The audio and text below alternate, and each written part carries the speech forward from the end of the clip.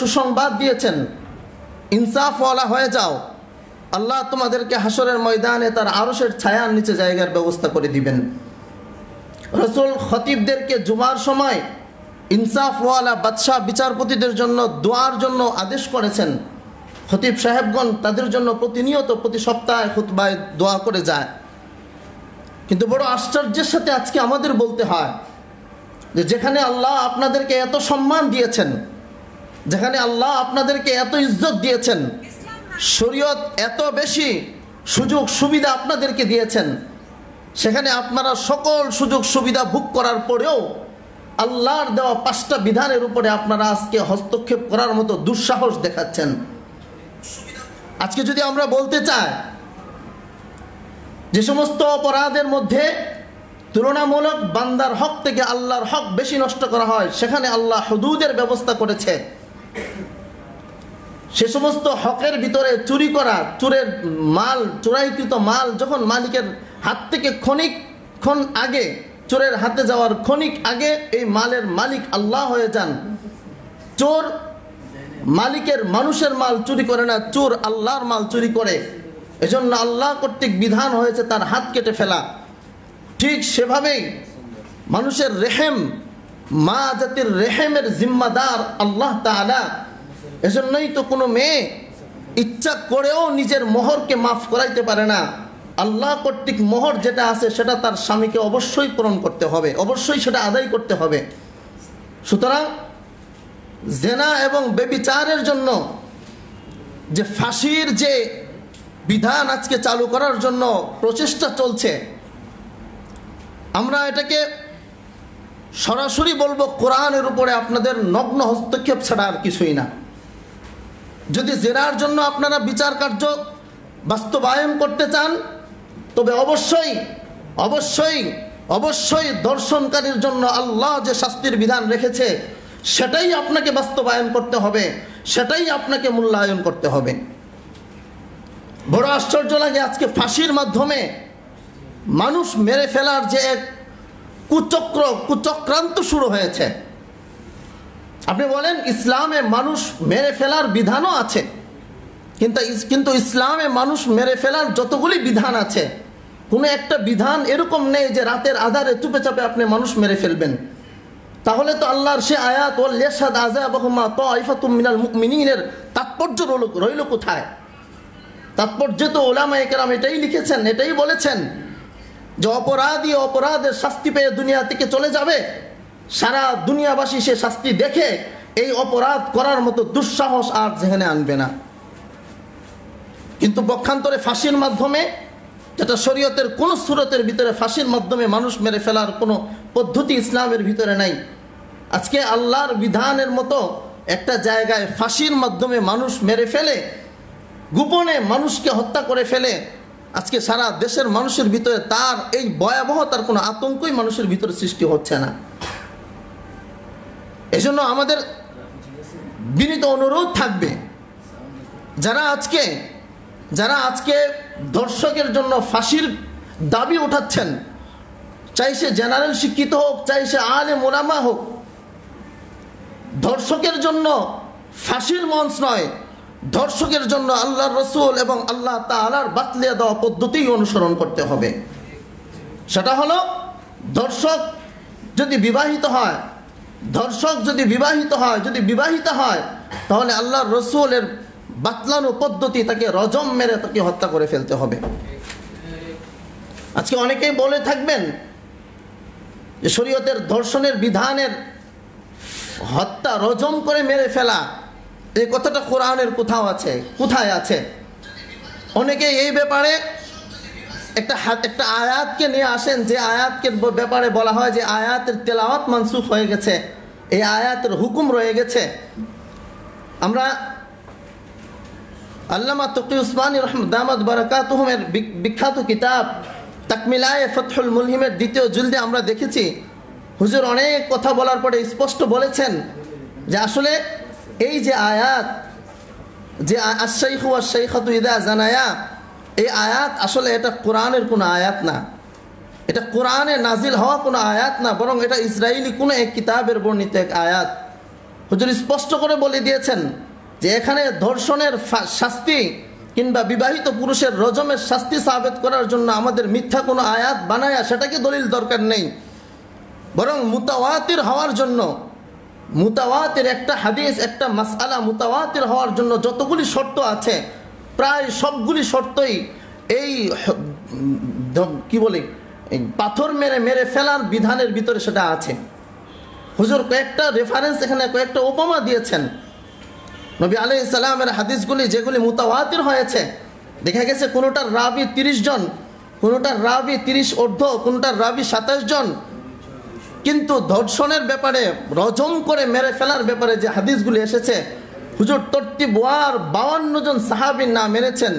52 জন সাহাবী থেকে হাদিস বর্ণিত হয়েছে যে সকল সাহাবায়ে কেরাম হাদিস বর্ণনা করেছেন আল্লাহ রাসূল সাল্লাল্লাহু আলাইহি সাল্লাম বিবাহিতা ধর্ষণকারী কিংবা ধর্ষকের জন্য আল্লাহ রাসূল রজমের ব্যবস্থা করেছেন।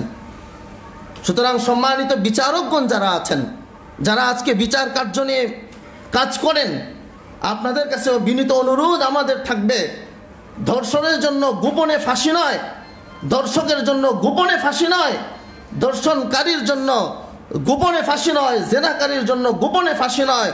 শরীয়ত আল্লাহ যে বিধান কায়েম করেছেন সে বিধানেই আমরা বাংলাদেশে বাস্তবায়ন হতে চাই। মুহতারাম হাজিরিন, আজকে এই মজলিস রাহমাতুল লিল আলামিন ফাউন্ডেশনের এই মজলিসের স্বপ্নদ্রষ্টা আমার উস্তাদ মুহতারাম, যার চোখ ভরে স্বপ্ন দেখেন এই দেশে ইসলাম কিভাবে কায়েম হবে, মানুষ কিভাবে মুসলমান সত্যিকারের মুসলমান হবে। আজকে হুজুরকে উদ্দেশ্য করেই অল্প একটু কথা বলি। আজকে বেচা কেনার বাজারে সব বেচা কেনা প্রায় শেষ দিকে, আমরা শুধু গুটি কয়েকজনের দিকে আমরা তাকিয়ে আছি। এর মধ্যে আমার শ্রদ্ধাভাজন উস্তাদ আল্লামা মুফতি সাখাওয়াত হোসেন রাদি, আল্লাহ তাআলা হুজুরকে সর্বরকমের মাসায়েব পেরেশানি থেকে হেফাজত রাখুন। আল্লাহ তাআলা ধীরে ধীরে হুজুরকে আল্লাহ তাআলা আমাদের শায়েখ আল্লাহ মুফতি আমিনী রহমতুল্লাহ আলাইহির মাকামে আল্লাহ তাআলা হুজুরকে পৌঁছায়া দেন। সর্বশেষে আমরা দোয়া করি রাহমাতুল লিল আলামিন ফাউন্ডেশন যেরকম বিশ্বনবীর নামে প্রতিষ্ঠিত হয়েছে তার কার্যক্রম যেন আল্লাহ তাআলা বিশ্বব্যাপী করে দেন। আমিন ওয়া আখির দাওয়ানা আলহামদুলিল্লাহি রাব্বিল আলামিন। অনেক শুকরিয়া এবং ধন্যবাদ। এই পর্যায়ে আলোচনা করবেন তরুণ আলোচক এবং গবেষক জামিয়া সাইদিয়া কারিমিয়া ঢাকার সম্মানিত মুহাদ্দিস মুফতি রেজাউল করিম আবরার। ইসলামের দৃষ্টিতে সাক্ষ্য ও প্রচলিত সাক্ষ্য আইন বিষয়ে তিনি আলোচনা পেশ করবেন।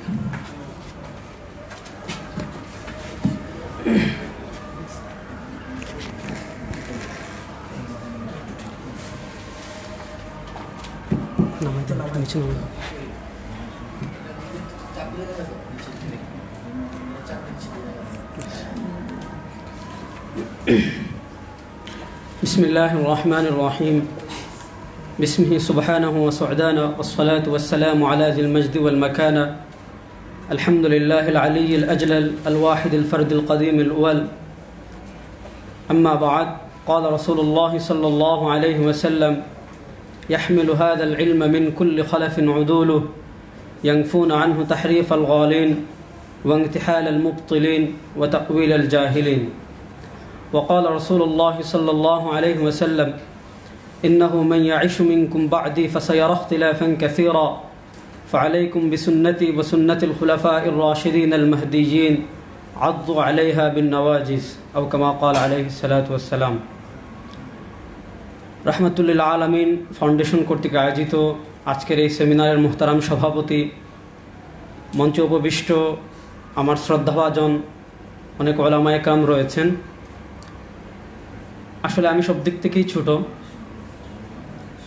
তারপরও আজকের মুহতারাম সভাপতি আমার অত্যন্ত শ্রদ্ধাভাজন শায়েখ আমাকে নির্দেশ করেছেন, হুকুম করেছেন কিছু কথা বলার জন্য।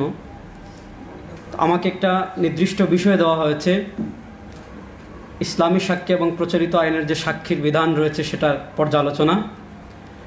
আমি খুবই অল্প সময়ে মৌলিক কিছু কথা বলার চেষ্টা করব ইনশাআল্লাহ। ওয়া মা তৌফিকি ইল্লা বিল্লাহ।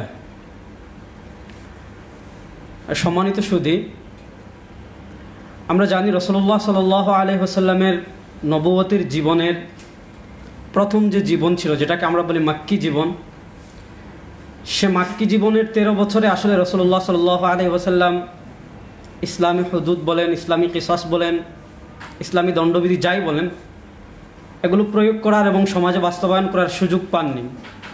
কারণ মাক্কি জীবন পুরোটাই ছিল দিফাই, অর্থাৎ রাসূলুল্লাহ সাল্লাল্লাহু আলাইহি ওয়াসাল্লাম সাহাবায়ে কেরামের উপর আঘাতের পর আঘাত এসেছে, সেগুলো মোকাবেলা করেছেন। তো আমরা রাসূলুল্লাহ সাল্লাল্লাহু আলাইহি ওয়াসাল্লামের মাদানী জীবনে আমরা এগুলোর বাস্তবায়ন দেখি এবং খুবই অল্প সময়ে রাসূল করিম সাল্লাল্লাহু আলাইহি ওয়াসাল্লাম পুরো পৃথিবীর সামনে যে বিচার ব্যবস্থা প্রতিষ্ঠা করে গিয়েছিলেন, সেটা যুগে যুগে শত বছর ধরে চলে আসছিল।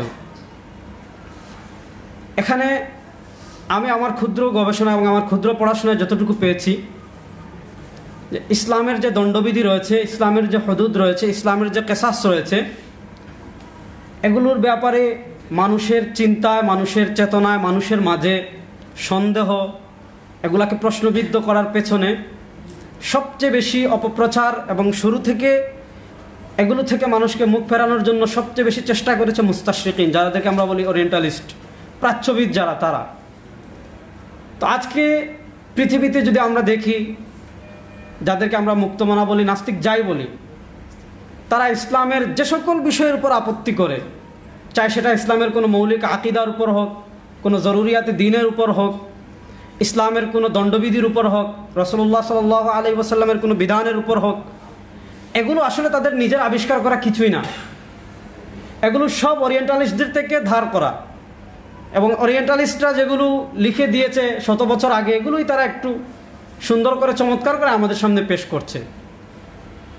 তো যেহেতু আজকে ধর্ষণ, জিনা, বেবিচার, এগুলোর শারঈ শাস্তির দুটি ধাপ রয়েছে। একটি হলো ইকরার, স্বীকারোক্তি, আরেকটি হলো শাহাদাত, সাক্ষী। তো আমরা যদি দেখি, ওরিয়েন্টালিস্টরা ইকরারের ব্যাপারে তাদের কোনো আপত্তি নাই তেমন। শাহাদাত, যদি কেউ বেবিচার করে, যদি কেউ ধর্ষণ করে, তাহলে তার উপর শারঈ যে শাস্তি, সে শাস্তি প্রয়োগের একটা মাধ্যম হলো সে জিনার স্বীকারোক্তি করা। আল্লাহ রাব্বুল আলামিন পবিত্র কোরআনে সুস্পষ্টভাবে এই কথা বলেছেন, ওয়াল্লাতি ইয়াতিনাল ফাহিশাতা মিন নিসাইকুম ফাস্তাশহিদু আলাইহিন্না আরবাআতাম মিনকুম। যদি কেউ কোনো মহিলার সাথে অপকর্ম করে, বেবিচার করে, তাহলে 4 জন সাক্ষী লাগবে। এখানে আমি মৌলিক যে কথাগুলো বলবো,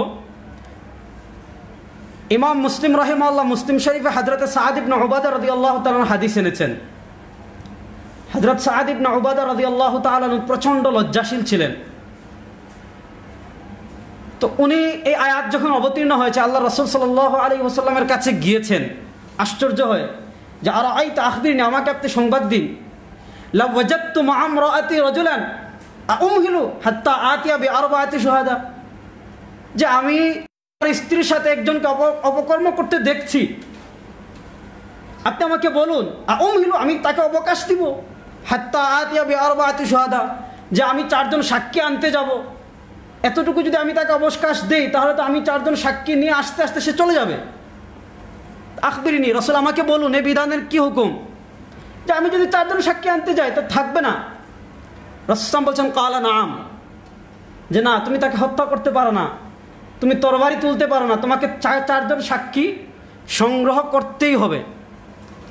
যদি 4 জন সাক্ষী উপস্থিত করতে পারো, তাহলে তার উপর ইসলামী যে দণ্ডবিধি রয়েছে সেটা প্রযোজ্য হবে। তো বর্তমানে যারা ইসলামী দণ্ডবিধি চায় না, তো তাদের একটা মৌলিক আপত্তি হলো ইসলামের এই জায়গায়, যে ইসলামের এই বিধানটা তো প্রযোজ্য না। কিভাবে সম্ভব এটা, যে একজনকে আমি অপকর্ম করতে দেখছি, একজনকে আমি দর্শন করতে দেখছি, তো আমি 4 জন সাক্ষী সংগ্রহ করতে যদি যাই, তাহলে সে কি থাকবে এখানে? তাহলে তো আমি 4 জন সাক্ষী সংগ্রহ করতে পারবো না। আবার ধর্ষক, সে বেকসুর খালাস পেয়ে যাবে। আবার আমি যদি গিয়ে বলি, তাহলে তখন আমার উপর হাদ্দে কাযাফ, অপবাদের হদ আসবে 80টা। এখন আমি কি করব?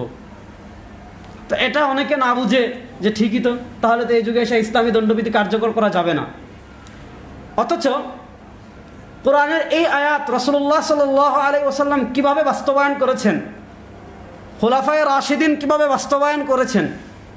পৃথিবীতে যতদিন ইসলামী খিলাফা ছিল, ইসলামী বিচার ব্যবস্থা ছিল। আল্লামা ইবনে কাইয়িম জাওজিয়া রাহিমাহুল্লাহ 751 হিজরিতে ইন্তেকাল করেছেন। উনি ওনার কিতাব ইলামুল মুওয়াক্কিঈন আন রাব্বিল আলামিন এই কিতাবে, এবং তারপর বর্তমান পৃথিবীর শায়খ রমাদান আল বুতি উনিও দীর্ঘ আলোচনা করেছেন এই বিষয়ে। তো যদি শুধু একজন মানুষ সাক্ষী উপস্থিত করতে পারে নাই, কিন্তু সে কী করবে তার কারণে আমরা যদি আবু দাউদে যাই, তিরমিজিতে যাই, 2টা হাদিস পাওয়া যায়। এবং প্রথম হাদিসকে ইমাম তিরমিজি রাহিমাহুল্লাহ হাসানুন গরিবুন সহিহুন বলেছেন। ইমাম হাইসামি রহমতুল্লাহ আলাইহি মাজমাউজ জাওয়াইদ ও হাসান বলেছেন, এবং ইতহাফুল খিয়ারাতিল মাহারাতেও আছে হাদিসের সনদ সহিহ, যে আন্না ইমরাআতান খারাজাত ফি আহাদি রাসূলিল্লাহ সাল্লাল্লাহু আলাইহি ওয়াসাল্লাম তুরিদুস সালাহ, যে এক মহিলা রাসূল করিম সাল্লাল্লাহু আলাইহি ওয়াসাল্লামের যুগে বের হয়েছেন নামাজ পড়ার জন্য, মসজিদে যাবে। ফাতালাক্কাহা রাজুলুন ফাতাজাল্লালাহা, হাদিসে আসছে রাস্তায় তাকে একা পেয়ে একজন লোক তাকে আঁকড়ে ধরেছে, ফাতাজাল্লালাহা, এবং তাকে কাপড় দ্বারা ঢেকে নিয়েছে। ফাকাদা হাজাতাহু, এবং সে তার সাথে ব্যভিচার করেছে, যেটাকে আমরা বলি ধর্ষণ। সুস্পষ্ট হাদিস। সে মহিলার সাথে কেউ ছিল না, পুরুষ রাস্তায় একা পেয়ে জোরপূর্বক কাজটা করেছে।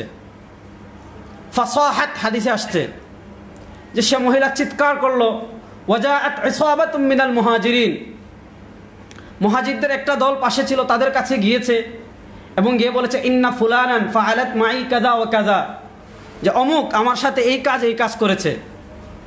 তো লম্বা হাদিস। তারা আসছেন, এসে এই লোককে ধরে নিয়েছেন, ধরে নিয়ে তার মুখ মহিলাকে দেখিয়েছেন যে এটা কি সেই পুরুষ? বলে কালাত নাম, হ্যাঁ। লম্বা হাদিস। তারপর রাসূলুল্লাহ সাল্লাল্লাহু আলাইহি ওয়াসাল্লামের কাছে এই পুরুষকে নিয়ে যাওয়া হয়েছে। যাওয়ার পর রাসূলুল্লাহ সাল্লাল্লাহু আলাইহি ওয়াসাল্লাম তাকে রজম মেরে প্রস্তরাঘাতে হত্যার নির্দেশ দিয়েছেন। ইবনুল আসলাম রাহিমাহুল্লাহ এবং আমাদের খলিল আহমদ সাহারানপুরি রহিমাহুল্লাহ এই হাদিস নিয়ে লম্বা কথা বলেছেন। আব্দুর রহমান মুবারকপুরি রহিমাহুল্লাহ এই হাদিস নিয়ে লম্বা কথা বলেছেন। খলিল আহমদ সাহারানপুরি রহিমাহুল্লাহ বাজদুল মাজহুদে লিখেছেন। ইমাম খাত্তাবী রহিমাহুল্লাহ মাআলিমুস সুনানে লিখেছেন যে এই লোককে যখন সাহাবায়ে কেরাম ধরে নিয়ে আসেন, ধরে নিয়ে আসার পর রাসূলুল্লাহ সাল্লাল্লাহু আলাইহি ওয়াসাল্লাম তাকে তাযীর, মানে যেটা নির্দিষ্ট শাস্তি না, তাকে তাযীরের হুমকি দিয়েছিলেন। ফাআকাররা বিজিনা, তখন সে জিনার ব্যভিচারের স্বীকারোক্তি করেছিল, এজন্য তার উপর রজম মানে প্রস্তরাঘাতের রাসূল নির্দেশ দিয়েছেন। এই ধরনের আরেকটা হাদিস আছে আবু দাউদে, আমি যাচ্ছি না, একটা হাদিস নিয়ে কথা বলি। শাইখুল ইসলাম ইবনে তাইমিয়া রাহমাতুল্লাহ আলাইহি ওনার মাজমুআত ফতোয়া ইবনে তাইমিয়াতে সুস্পষ্টভাবে লিখেছেন এই কথা, যে ইসলামের জিনার শাস্তি প্রয়োগের 2টা পদ্ধতি রয়েছে। একটা হলো আশ-শাহাদা, আরেকটা হলো আল-ইকরার। কিন্তু শাইখুল ইসলাম ইবনে তাইমিয়া রাহিমাহুল্লাহ সুস্পষ্টভাবে বলেছেন লাম তাসবুতি জিনা বিশ-শাহাদা মিন ফাজরিল ইসলাম ইলা আহদিহি, যে ইসলামের শুরুর দিক থেকে নিয়ে শাইখুল ইসলাম ইবনে তাইমিয়া রাহিমাহুল্লাহ ইন্তেকাল করেছেন 728 হিজরি। 728 হিজরি পর্যন্ত শাহাদাতের মাধ্যমে জিনার মাসআলা, ব্যভিচারের মাসআলার সমাধান, শাস্তি খুব কম প্রয়োগ হয়েছে। লিআন্না শাহাদাতা সা'বুন, শাইখুল ইসলাম ইবনে তাইমিয়া রাহিমাহুল্লাহ বলেছেন যে শাহাদাতের মাধ্যমে জিনা ব্যভিচার প্রমাণ করা এটা খুবই কঠিন কাজ। এজন্য শাইখুল ইসলাম ইবনে তাইমিয়া রাহিমাহুল্লাহ বলেছেন ইন্নামা জিনা তাসবুতু বিল ইকরার, যে জিনা ব্যভিচার ধর্ষণ এইটা প্রমাণ হবে ইকরারের মাধ্যমে। এই হাদিস থেকে আমরা কি শিক্ষা পাই? এই হাদিস থেকে আমরা এই শিক্ষা পাই যে একজন লোক যদি ধর্ষক হয়, একজন লোক যদি ব্যভিচার হয়, তাহলে যদি সে 4 জন সাক্ষী যদি মহিলা উপস্থিত করতে নাই পারে, তাহলে ধর্ষক বেকসুর খালাস পেয়ে যাবে, বিষয়টা এমন না। এখানে এই যে হাদিস আমরা পেলাম সহিহ হাদিস, এখানে তো মহিলা 4 জন সাক্ষী নেয় নাই, সাহাবায়ে কেরাম 4 জন সাক্ষীর কথা বলেন নাই। রাসূলুল্লাহ সাল্লাল্লাহু আলাইহি ওয়াসাল্লামের কাছে যখন এই লোককে নিয়ে যাওয়া হয়েছে, রাসূলুল্লাহ সাল্লাল্লাহু আলাইহি ওয়াসাল্লাম এই ধর্ষকের শাস্তি প্রয়োগের জন্য মহিলাকে বলেন নাই যে 4 জন সাক্ষী নিয়ে আসে। এখানে রাসূলুল্লাহ সাল্লাল্লাহু আলাইহি ওয়াসাল্লাম তাকে তাযীরের ভীতি প্রদর্শন করেছেন, যে তুমি স্বীকারোক্তি করো, তুমি বলো ব্যভিচার করেছো কি করো নাই। তো সে যখন ইকরার করেছে তখন তাকে রজম মেরে হত্যা করা হয়েছে প্রস্তরাঘাতে। এখনকার বর্তমান যুগে এটা সহজ, যে আপনি তাকে ধরে নিয়ে আসেন, নিয়ে আসার পর তাকে ইকরার, তাকে জিজ্ঞেস করেন, তাকে তাযীর করেন, যদি প্রয়োজন মনে করেন, সে স্বীকারোক্তি করলে তাকে শাস্তি প্রয়োগ করেন। কিন্তু এখানেও মুস্তাশরিকিনদের প্রাচ্যবিদদের একটা ছোট্ট আপত্তি আছে, ওইটা আমি একটু বলি, কারণ যেহেতু এগুলো আজকে ব্লগের মাধ্যমে বিভিন্ন লিখনের মাধ্যমে আসছে। ইমাম আহমদ ইবনে হাম্বল রাহিমাহুল্লাহ মুসনাদে আহমদ একটা হাদিস এনেছেন যে আল্লাহ রাসূল সাল্লাল্লাহু আলাইহি ওয়াসাল্লাম বলেছেন, লা ইউজলিদু ফাওকা 10 জিলদাত ইল্লা ফি হাদ্দিন মিন হুদুদিল্লাহ, যে আল্লাহর নির্দিষ্ট কোনো হদ যদি হয়, ওই হদ ছাড়া অন্য কোনো শাস্তিতে 10টার বেশি বেত্রাঘাত করা যাবে না। তো তারা বলে এই যে হাদিস, তাহলে 10টা বেত্রাঘাত করে যদি আপনি ধর্ষককে ছেড়ে দেন তাহলে তো কেমন হয়ে গেল বিষয়টা। অথচ একটা হাদিস যখন আপনি পড়বেন, এই হাদিসের প্রেক্ষাপটটা কি, এই হাদিসটা রাসূলুল্লাহ সাল্লাল্লাহু আলাইহি ওয়াসাল্লাম কার ক্ষেত্রে বলেছেন, এটার প্রয়োগ ক্ষেত্রকে এটা আগে জানতে হবে। আপনি দেখেন হাফেজ ইবনে হাজার আসকালানী রাহিমাহুল্লাহ ফাথুল বারীতে সুস্পষ্টভাবে বলেছেন, একথা সুস্পষ্টভাবে বলেছেন যে লা ইউজলিদু ফাওকা 10 জিলদাতিন ফিত তা'দীবাত লা তাতাআল্লাকু বিল মাসিয়াত, মানে যে অপরাধ গুনাহ না কিন্তু আদব শিক্ষা দেওয়ার জন্য, যেমন আপনার বাচ্চাকে আদব শিক্ষা দিচ্ছেন, আপনার ছাত্রকে আদব শিক্ষা দিচ্ছেন, আপনার সংশ্লিষ্ট কাউকে আদব শিক্ষা দিচ্ছেন, শিষ্টাচার শিক্ষা দিচ্ছেন, তাহলে আপনি তাকে 10টার বেশি বেত্রাঘাত করতে পারবেন না।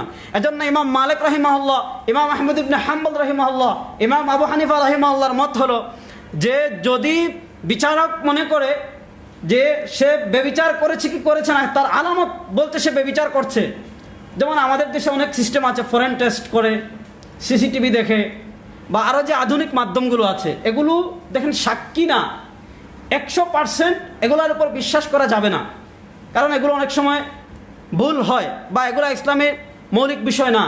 কিন্তু ফুকাহায়ে কেরাম এটা লিখেছেন, শাইখুল ইসলাম জাস্টিস তাকি উসমানী হাফিজাহুল্লাহ লিখেছেন, ডক্টর হামজা মালিবারি লিখেছেন, ডক্টর রমাদান আল বুতি লিখেছেন, ডক্টর আলী মোহাম্মদ আস-সাল্লাবিও লিখেছেন এই কথা।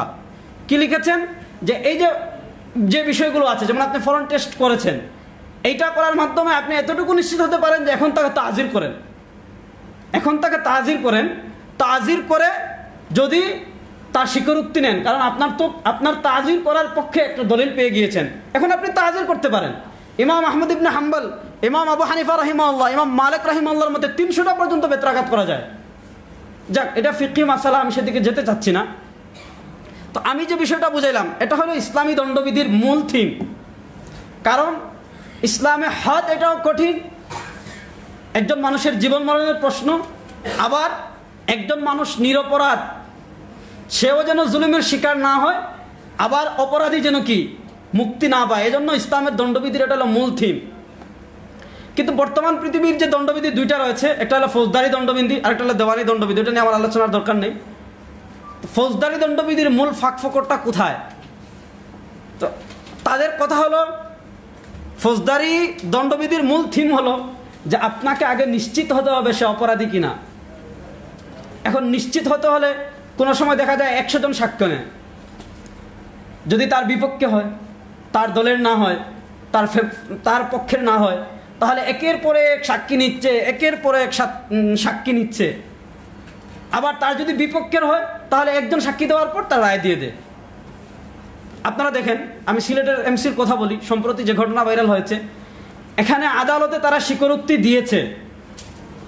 ইসলামে দণ্ডবিধি হলে যদি কেউ স্বীকারোক্তি দিয়ে দেয় আর কোনো ইয়ে নাই, এখন হয়তো সে কি দিবে, দিয়ে দিবে, নাহলে তার উপর ইসলামে হদ আসবে।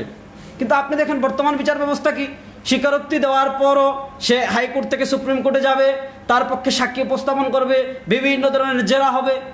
এজন্য শুধু আইন আছে কিন্তু বাস্তবায়ন করতে দেখা যায় অনেক বছর লাগে। আপনি দেখেন আওয়ামী লীগ 12 বছর থেকে ক্ষমতায় আছে, তো দেখেন এই 12 বছরে কতজন লোক হত্যা হয়েছে, হত্যার আসামি হিসাবে কতজন লোক গ্রেফতার হয়েছে, কিন্তু ফাঁসি কার্যকর হয়েছে কতজনের। এমনও যারা জনসমক্ষে হত্যা করেছে, জনসমক্ষে বেবিচার করেছে, জনসমক্ষে দর্শন করেছে, তো তারও আদালত ঘুরতে ঘুরতে ঘুরতে ঘুরতে যে তারা নিশ্চিত হয় না, তাদেরকে নিশ্চিত হতে হবে। এখন 100 মানুষের সাক্ষ্য গ্রহণযোগ্য না, 200 জনের সাক্ষী নেয়। এই ফাঁকফুকরে ইসলামী সাক্ষী বিধান এবং ইসলামী দণ্ডবিধি বাদ দিয়ে এই ফাঁকফুকর থাকার কারণে আজকে দেখা যায় চোর যদি জেলে যায় কয়েকদিন শাস্তি ভোগ করার পর ডাকাত হয়ে বের হয়, এবং কেউ যদি মাজলুম হয়ও সে ভয়ে মুখ খোলে না, কারণ সেও জানে বেশির চেয়ে বেশি এই লোক কয়েকদিন জেলে থাকবে, জেলে থেকে বের হওয়ার পর আর কেউ তো আমার খবর নেবে না, কিন্তু সে তো আমার ঠিকই আমার সমস্যা করবে। এজন্য সম্মানিত শুধু আমি শেষ করে দিচ্ছি, ইসলামী দণ্ডবিধি পৃথিবীতে যতদিন খিলাফা ছিল ততদিন কার্যকর ছিল এবং সমাজের অপরাধ নিয়ন্ত্রণে এটার চেয়ে কার্যকর পৃথিবীতে আর কেউ কোনো বিচার ব্যবস্থা আবিষ্কার করতে পারেনি, করবেও না। আমি শুরুতে যে কথা বলেছিলাম এটা দিয়ে শেষ করছি। রাসূলুল্লাহ সাল্লাল্লাহু আলাইহি ওয়াসাল্লাম মাত্র 10 বছরের জীবনে, মাক্কি জীবনে তো উনি দণ্ডবিধি কার্যকরের সুযোগই পাননি। মাত্র 10 বছরের জীবনে রাসূলুল্লাহ সাল্লাল্লাহু আলাইহি ওয়াসাল্লাম যে আমাদের সামনে যে দুইটা শিক্ষা, একটা হলো মানুষের নৈতিকতা শিক্ষা দেওয়া, দ্বিতীয় হলো ইসলামের হুদুদে কিসাসের পরিপূর্ণ বাস্তবায়ন। এই দুইটা জিনিস যদি থাকে, আশা করি আমাদের সমাজের মৌলিক যে সমস্যা রয়েছে, ধর্ষণ, খুন, ইফটিজিং, ব্যভিচার যেগুলো আছে সবগুলোই বন্ধ হবে। যে কথাগুলো বললাম, ইন আসাবা ফামিনাল্লাহ ওয়া ইন আখতা ফামিন্নি ওয়া মিনাশ শাইতান। আমিন। সুবহানাকাল্লাহুম্মা ওয়া বিহামদিকা আশহাদু আল্লা ইলাহা ইল্লা আনতা আস্তাগফিরুকা ওয়া আতুবু ইলাইক। আসসালামু আলাইকুম ওয়া রাহমাতুল্লাহ। অসংখ্য শুকরিয়া মুফতি রেজাউল করিম আবরার ভাইকে। দর্শন ব্যভিচার রোধে বিশ্বনবী মুহাম্মদ সাল্লাল্লাহু আলাইহি ওয়াসাল্লামের নির্দেশনা শীর্ষক সেমিনারের এ পর্যায়ে দর্শন রোধে প্রচলিত আইন বনাম ইসলামী আইন বিষয়ে গুরুত্বপূর্ণ আলোচনা করবেন Talimul Islam institute and research centre Dhaka এর সম্মানিত পরিচালক, সময়ের আলোচিত মুনাজের মুফতি লুৎফর রহমান ফরাইজি।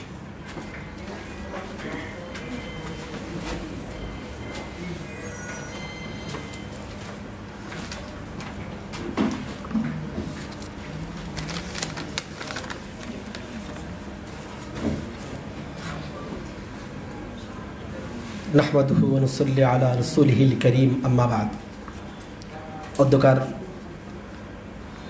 রাসূল করিম সাল্লাল্লাহু আলাইহি ওয়াসাল্লামের সিরাত বাস্তবায়নের স্বপ্নদ্রষ্টা রাহমাতুল লিল আলামিন ফাউন্ডেশন কর্তৃক আয়োজিত প্রথম সেমিনার ধর্ষণ ব্যভিচার রোধে বিশ্বনবী মুহাম্মদ রাসূলুল্লাহ সাল্লাল্লাহু আলাইহি ওয়াসাল্লামের নির্দেশনা শীর্ষক সেমিনারে উপস্থিত উক্ত ফাউন্ডেশনের সম্মানিত আহ্বায়ক সভাপতি হযরত আল্লাম মুফতি সাখাওয়াত হোসেন রাজি, এছাড়া আমন্ত্রিত ওলামায়ে কেরাম এবং উপস্থিত সুধীবৃন্দ, আমি খুব সংক্ষেপে আমার নির্দিষ্ট আলোচ্য বিষয় ধর্ষণ ব্যভিচার রোধে প্রচলিত আইন বনাম ইসলামী আইন এই সংক্রান্ত কয়েকটি কথা আপনাদের সামনে রাখতে চাই।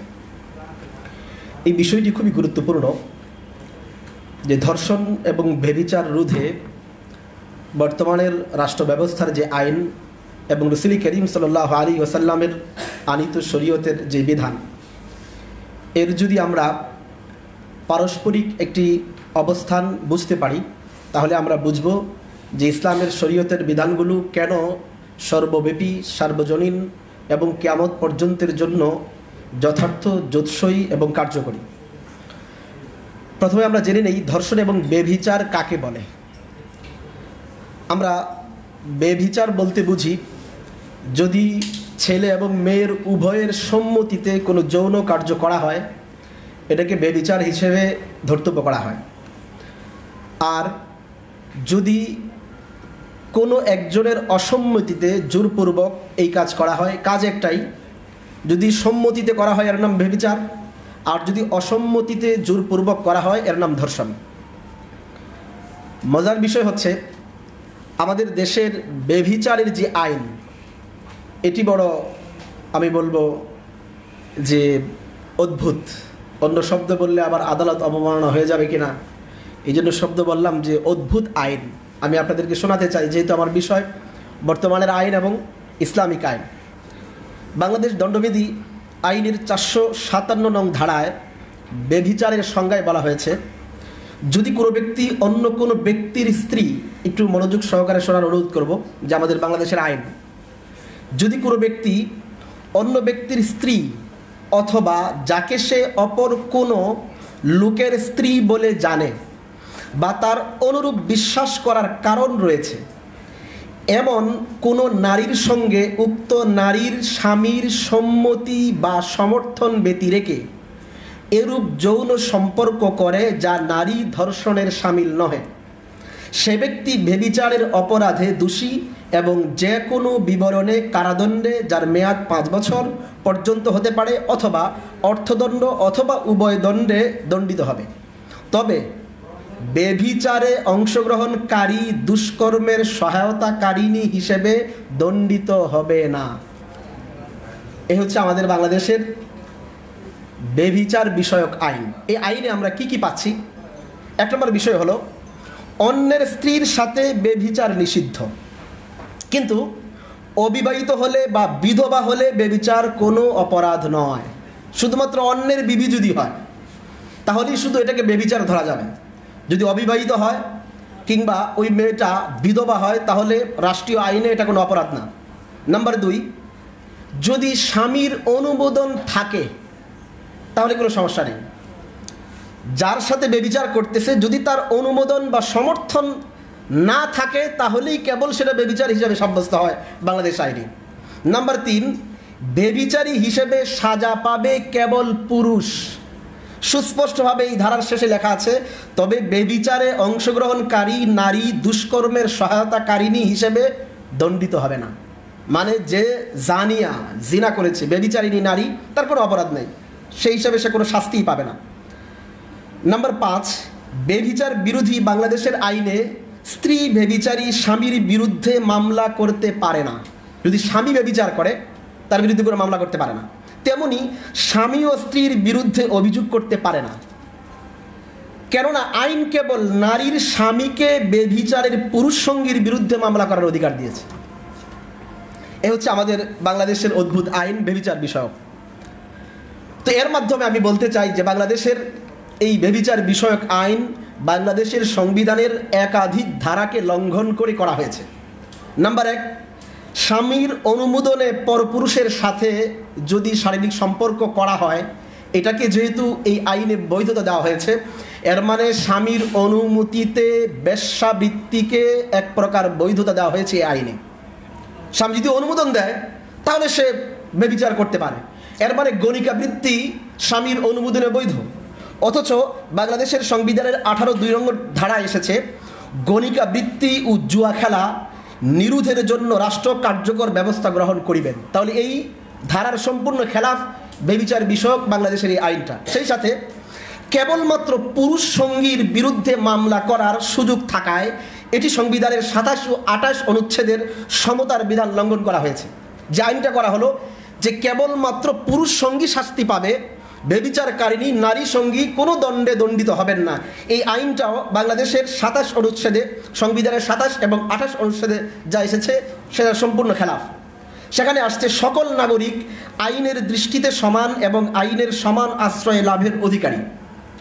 আর 28(1) অনুচ্ছেদে বর্ণিত হয়েছে, কেবল ধর্ম, গোষ্ঠী, বর্ণ, নারী পুরুষ ভেদ বা জন্মস্থানের কারণে কোনো নাগরিকের প্রতি বৈষম্য প্রদর্শন করিবেন না।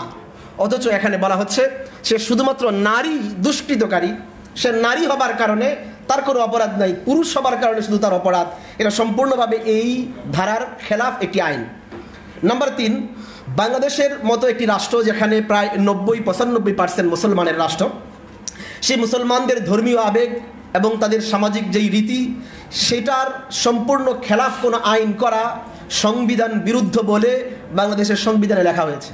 তো এই দেশের 95% যেখানে মুসলমান, তাদের ধর্মীয় আবেগ হচ্ছে বেভিচার একটি জঘন্যতম অপরাধ, বেভিচার সমাজ বিরোধী একটি অপরাধ, বেভিচার রাষ্ট্র বিরোধী একটি জঘন্য কাজ। কিন্তু যেখানে এই বেভিচার বিষয়ক আইনের মাঝে বলা আছে যে এটা যদি বিধবা হয় বা অবিবাহিত হয় তার জন্য এটা কোনো সমস্যা না, এটি বাংলাদেশের মুসলমানদের যেই মানসিকতা এবং অভিপ্রায় সেটার উল্টা একটি আইন, যেটি আরেকটি আইনেরও খেলাফ। যেমন সংবিধানের 7(2) অনুচ্ছেদে এসেছে, জনগণের অভিপ্রায়ের পরম অভিব্যক্তি রূপে এই সংবিধান প্রজাতন্ত্রের সর্বোচ্চ আইন এবং অন্য কোনো আইন যদি এই সংবিধানের সহিত অসামঞ্জস্য হয় তাহা হইলে সেই আইনের যতখানি অসামঞ্জস্যপূর্ণ হবে ততখানি বাতিল হিসেবে সাব্যস্ত হবে। তো এটার মাধ্যমে পরিষ্কার প্রমাণ হয়। এছাড়া আরও আছে, যেমন সংবিধানের 26 অনুচ্ছেদে বলা হয়েছে, সংবিধানের 3য় ভাগের মৌলিক অধিকার বিধানাবলীর সহিত অসামঞ্জস্য সকল প্রচলিত আইন যতখানি অসামঞ্জস্যপূর্ণ এই সংবিধান প্রবর্তন হইতে সেই সকল আইনের ততখানি বাতিল হইয়া যাইবে। এছাড়া 2 নম্বর অনুচ্ছেদে রয়েছে, রাষ্ট্র এই ভাগের কোনো বিধানের সহিত অসামঞ্জস্য কোনো আইন প্রণয়ন করিবেন না এবং অনুরূপ কোনো আইন প্রণীত হইলে তাহা এই ভাগের কোনো বিধানের সহিত যতখানি অসামঞ্জস্যপূর্ণ ততখানি বাতিল হইয়া যাইবে। পরিষ্কার বোঝা গেল বেবিচার বিষয়ক বাংলাদেশের 497 অনুচ্ছেদে যে আইন করা হয়েছে এটি বাংলাদেশের সংবিধানের সম্পূর্ণরূপে খেলাফ। সুতরাং এটিকে বাতিল করা এটি আমাদের সংবিধান রচয়িতা এবং সংবিধানকে যারা পরিচালনা করেন তাদের দায়িত্ব বলে আমরা মনে করি। এই বিষয়ক আমরা দেখতে পেলাম যে বেবিচার বিষয়ক বাংলাদেশের আইন, যেহেতু আমার দায়িত্ব ইসলামিক আইনের বিষয়ে বলা, তো বেবিচার বিষয়ক ইসলামিক আইন কি? বেবিচার বিষয়ক ইসলামিক আইনের 1 নম্বর বিষয় তো হলো যে বেবিচারের কাছে যাওয়াও ইসলাম বৈধ রাখে না। কোরআনে সুস্পষ্টভাবে আসছে, সূরা ইসরা 32 নম্বর আয়াতে আল্লাহ বলেছেন ওয়ালা তাকরাবুজ জিনা, তোমরা বেবিচারের কাছেও যেও না। ইসলাম বেবিচারকে সুযোগ দিবে তো দূরে থাক, কাছে যাওয়াকে অবৈধ ঘোষণা করেছে। 2 নম্বর, নবীর প্রকৃত আনুগত্যশীল হতে হলে বেবিচার না করা একটি গুরুত্বপূর্ণ শর্ত। যেমন সূরা মুমতাহিনা আয়াত নম্বর 12 সেখানে এসেছে অর্থ, হে নবী, ইমানদার নারীরা যখন আপনার কাছে এসে আনুগত্যের শপথ করে তারা আল্লাহর সাথে কাউকে শরীক করবে না, চুরি করবে না এবং বেবিচার করবে না। শুধু তাই না, বেবিচার একটি শাস্তিযোগ্য অপরাধ। কোরআন সুস্পষ্ট ভাষায় সূরা ফুরকান আয়াত নম্বর 68 যে এবং যারা আল্লাহর সাথে অন্য উপাস্যের ইবাদত করে না, আল্লাহ যার হত্যা অবৈধ করেছেন সঙ্গত কারণ ব্যতীত তাকে হত্যা করে না এবং বেবিচার করে না, যারা এ কাজ করে তারা শাস্তির সম্মুখীন হবে। তাহলে বেবিচার একটি শাস্তিযোগ্য অপরাধ ইসলামে। নাম্বার 4, বেবিচারকারী নারী হোক পুরুষ হোক উভয় সমান অপরাধী এবং উভয়কেই শাস্তি দিতে হবে। কোরআনে আসছে ওয়াল্লাযীনা ইয়াতিয়ানিহা মিনকুম, যে যখন তোমাদের মধ্য থেকে যে কোনো দুজন সেই কুকর্মে লিপ্ত হয় তাদেরকে শাস্তি প্রদান করো, সূরা নিসা আয়াত নম্বর 16। এইভাবে বেবিচারকারী পুরুষ হোক আর নারী হোক উভয়কেই শাস্তির বিধান দিয়েছে। কি শাস্তি দিয়েছে? যদি অবিবাহিত হয় তাহলে 100 দুর্রা প্রকাশ্যে মারতে হবে। যেমন সূরা নূরের 2 নম্বর আয়াতে আল্লাহ রাব্বুল আলামিন পরিষ্কার বলেছেন আয-যারিয়াতু ওয়াজ-যানি ফাজলিদু কুল্লা ওয়াহিদিন মিনহুমা মিআতা জালদা, যে যদি জিনাকারিনী বেবিচারকারী পুরুষ হোক অথবা নারী হোক তাদেরকে প্রকাশ্যে 100 বেত্রাঘাত করতে হবে। 6 নম্বর, যদি ওই বেবিচারকারী পুরুষ বা নারী যদি তারা বিবাহিত হয় তাহলে এই ক্ষেত্রে হাদিসের মাঝে পরিষ্কার ভাষা এসেছে, যেমন সহিহ মুসলিম হাদিস নাম্বার 1690, যে তাদেরকে প্রকাশ্যে পাথর মেরে হত্যা করতে হবে। তাহলে ইসলামে বেবিচারের বিধান পরিষ্কার। যদি অবিবাহিত হয় তাহলে তাকে 100 দুর্রা মারা হবে প্রকাশ্যে, আর যদি বিবাহিত হয় তাহলে তাকে পাথর মেরে হত্যা করতে হবে। এখন ধর্ষণের কি শাস্তি ইসলামে? যদি আমরা বেবিচারের শাস্তি বুঝি তাহলে আমরা ধর্ষণের শাস্তি বুঝা আমাদের জন্য সহজ। ধর্ষণের মাঝে একটি অতিরিক্ত অপরাধ এই থাকে, সেটা হলো জোরপূর্বক করা হয়। তো যেহেতু আমরা বেবিচারের বিধানগুলো জানি সেই হিসাবে ধর্ষণের শাস্তিও প্রায় একই। সেটি হলো এই, যদি অবিবাহিত হয় তাহলে প্রকাশ্যে 100 দুর্রা মারা হবে এবং সাথে সাথে অতিরিক্ত অংশ কোরআনে কারীমের মাঝে এসেছে যে তাকে 1 বছরের জন্য দেশান্তর করা হবে। তাহলে ধর্ষণকারী যদি অবিবাহিত হয় তাহলে এই শাস্তি কোরআনের বিধান হিসেবে প্রয়োগ করা যায়। 2 নম্বর, যদি বিবাহিত হয় তাহলে তাকে প্রকাশ্যে পাথর মেরে হত্যা করতে হবে। এখন প্রশ্ন হলো তাহলে ধর্ষণকারী যে অতিরিক্ত কাজগুলো করতেছে এর জন্য কি শাস্তি হতে পারে? এই জন্য ইসলাম তাজিরের বিধান রেখেছে।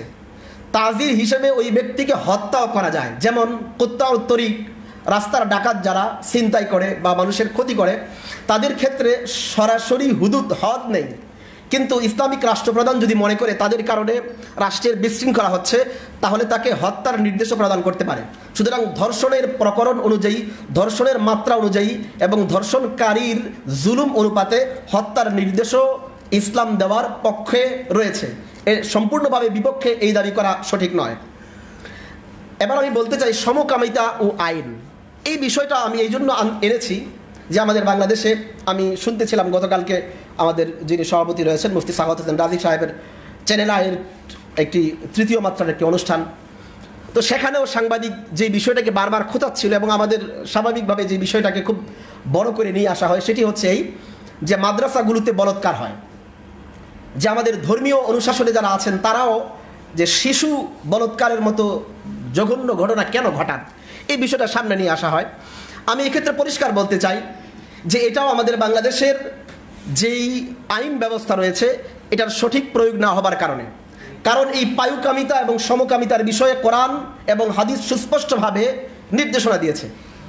বাংলাদেশ আইনে কি আছে? বাংলাদেশের দণ্ডবিধির 377 নম্বর ধারায় বলা হয়েছে যে ব্যক্তি স্বেচ্ছাকৃতভাবে কোনো পুরুষ নারী বা জন্তুর সঙ্গে প্রাকৃতিক নিয়মের বিরুদ্ধে যৌন সহবাস করেন, সেই ব্যক্তি যাবজ্জীবন কারাদণ্ডে বা 10 বছর পর্যন্ত কারাদণ্ডে দণ্ডিত হবেন এবং তদুপরি অর্থদণ্ডও দণ্ডিত হবেন। এটি হচ্ছে বাংলাদেশের আইন। এটা একদম খারাপ আইন না, ভালো আইন, যে সমকামিতার শাস্তি যারা এগুলো করে তাদের জন্য 10 বছরের কারাদণ্ড এবং তাদেরকে অর্থদণ্ডও দণ্ডিত করা হবে বা প্রয়োজনে যাবজ্জীবন কারাদণ্ডও দেওয়া যাবে। ইসলাম কিন্তু সমকামিতা বিষয়ে, পায়ুকামিতা বিষয়ে আরও কঠিন থেকে কঠিন আইন করেছে।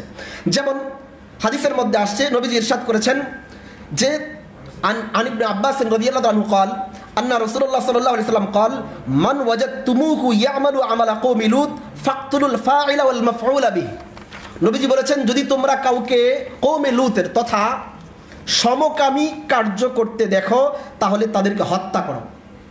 হাদিসের বিধান হচ্ছে সমকামী উভয়কে, যে সমকামিতা করতেছে এবং যার সাথে করতেছে উভয়কে হত্যা করতে হবে। সুনানে ইবনে মাজাহ হাদিস নাম্বার 2561, সুনানে আবু দাউদ হাদিস নাম্বার 4462 এবং সুনানে তিরমিজিতেও এই হাদিসটি এসেছে। এছাড়া আরেক হাদিসের মাঝে পরিষ্কারভাবে এসেছে যে নবীজি ইরশাদ করেছেন, যেই ব্যক্তি কওমে লুতের আমল তথা সমকামিতা করবে তাদেরকে পাথর মেরে হত্যা করতে হবে। তো এই আইন যদি আমাদের বাংলাদেশে প্রযোজ্য করা হয়, আমি মনে করব এই সমকামিতার এই ঘৃণ্য কর্ম সর্বত্র থেকে উঠে যাবে। আমি শেষ করছি একটি বিষয় দিয়ে। সেই বিষয়টি হলো, প্রশ্ন হলো যে সারা বিশ্বে ধর্ষণের মাত্রা কেন বৃদ্ধি পাচ্ছে। আমি ছোট্ট একটি অংশ বলে শেষ করব। আমি শুরুতে আপনাদেরকে একটি জরিপ দেখাতে চাই যে বাংলাদেশ সহ পুরা বিশ্বে সবচেয়ে বেশি ধর্ষণ কোন রাষ্ট্রে হয়। দৈনিক জনকণ্ঠ 2016 ইসাব্দের 27 অক্টোবরের নিউজ এবং দৈনিক বাংলাদেশ প্রতিদিনের 26 অক্টোবর 2016 এর একটি রিপোর্ট আমি আপনাদের সামনে তুলে ধরছি যে পুরা বিশ্বে সবচেয়ে বেশি ধর্ষণ কোন রাষ্ট্রে হয়।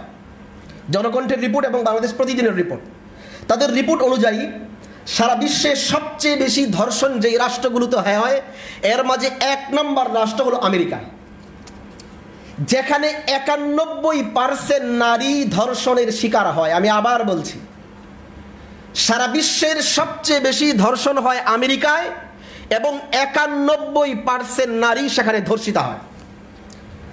ধর্ষণ শীর্ষ 10 তালিকার মাঝে 2 নম্বরে রয়েছে দক্ষিণ আফ্রিকা, 3 নম্বরে রয়েছে সুইডেন, ইউরোপের একটি রাষ্ট্র সুইডেন। প্রতি বছর প্রায় 58% হারে যৌন নির্যাতনের ঘটনা ঘটে সুইডেনে। নাম্বার 4, ভারতে প্রতি 22 মিনিটে একটি করে ধর্ষণের অভিযোগ দায়ের করা হয় সেখানের আদালতে। 5 নম্বরে ব্রিটেন, 5 নম্বরে ধর্ষণ শীর্ষ তালিকায় রয়েছে ব্রিটেন, যেখানে প্রতি 5 জনের মধ্যে 1 জন নারী ধর্ষিতা হয়।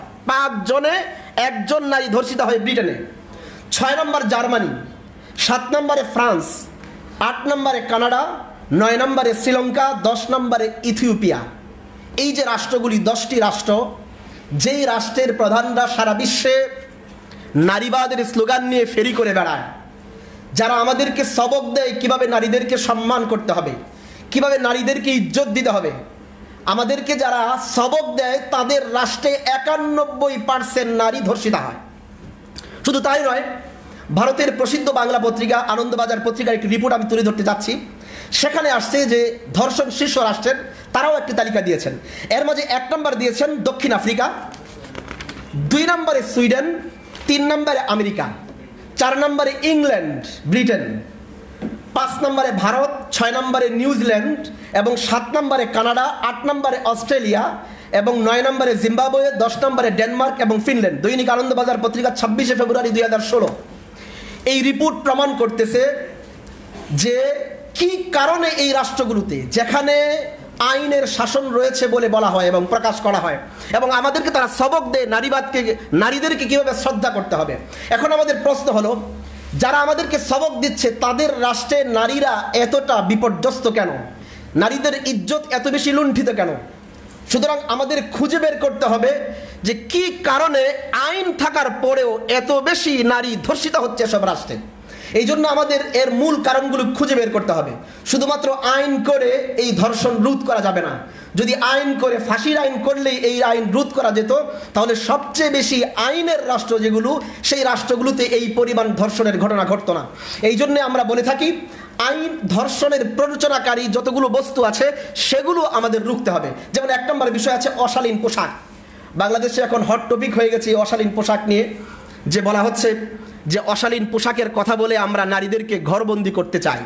আমাদের প্রশ্ন হলো, যারা অশালীন পোশাকের পক্ষে কথা বলছেন তারা অশালীন পোশাকের দেশ আমেরিকা কি আমাদের দেশকে বানাতে চান?